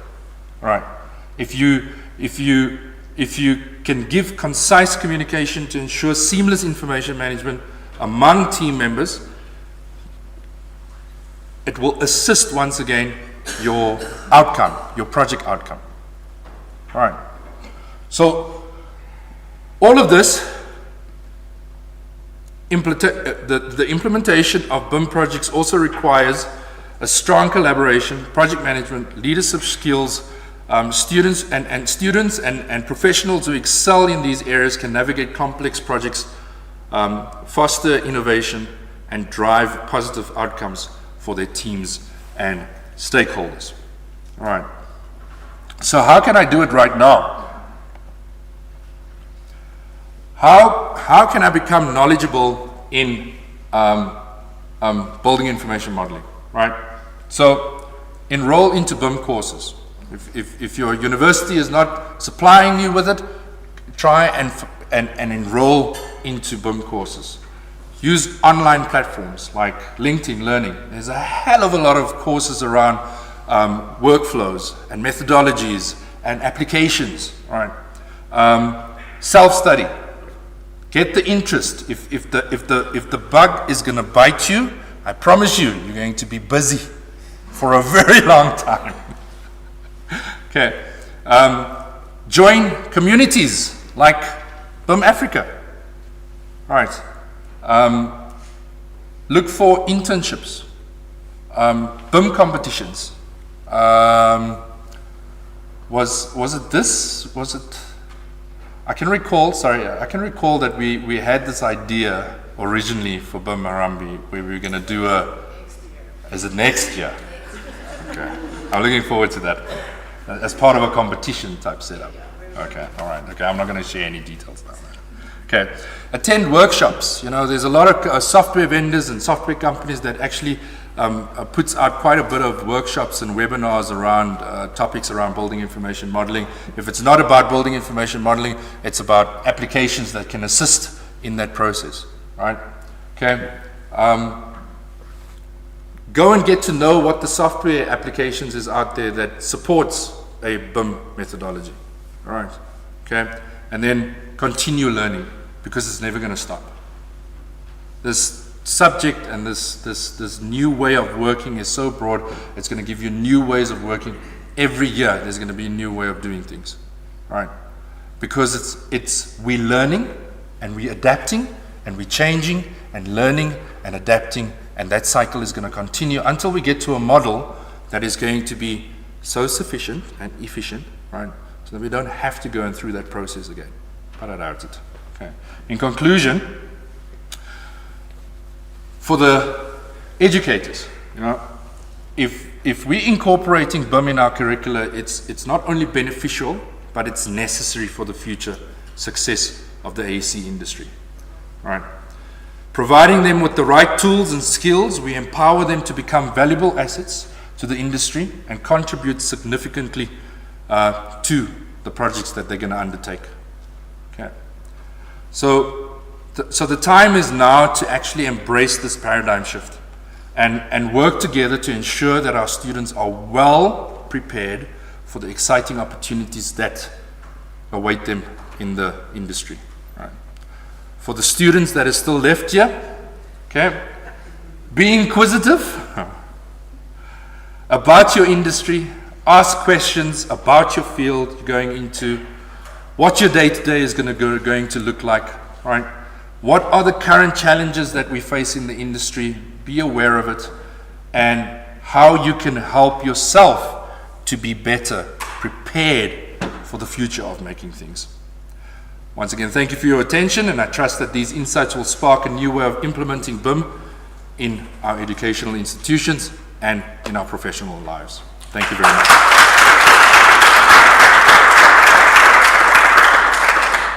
Right, everybody, we've been here a long time. Thank you for your patience. Thanks for your interest. Thanks for your contributions. I don't want to keep you any longer. Please join BIM Community Africa. It's agnostic to anything. We care about the future. We care about our next 100 years. We'd love you to be part of it. Have a good weekend. See you next year. Bon voyage. Bon voyage.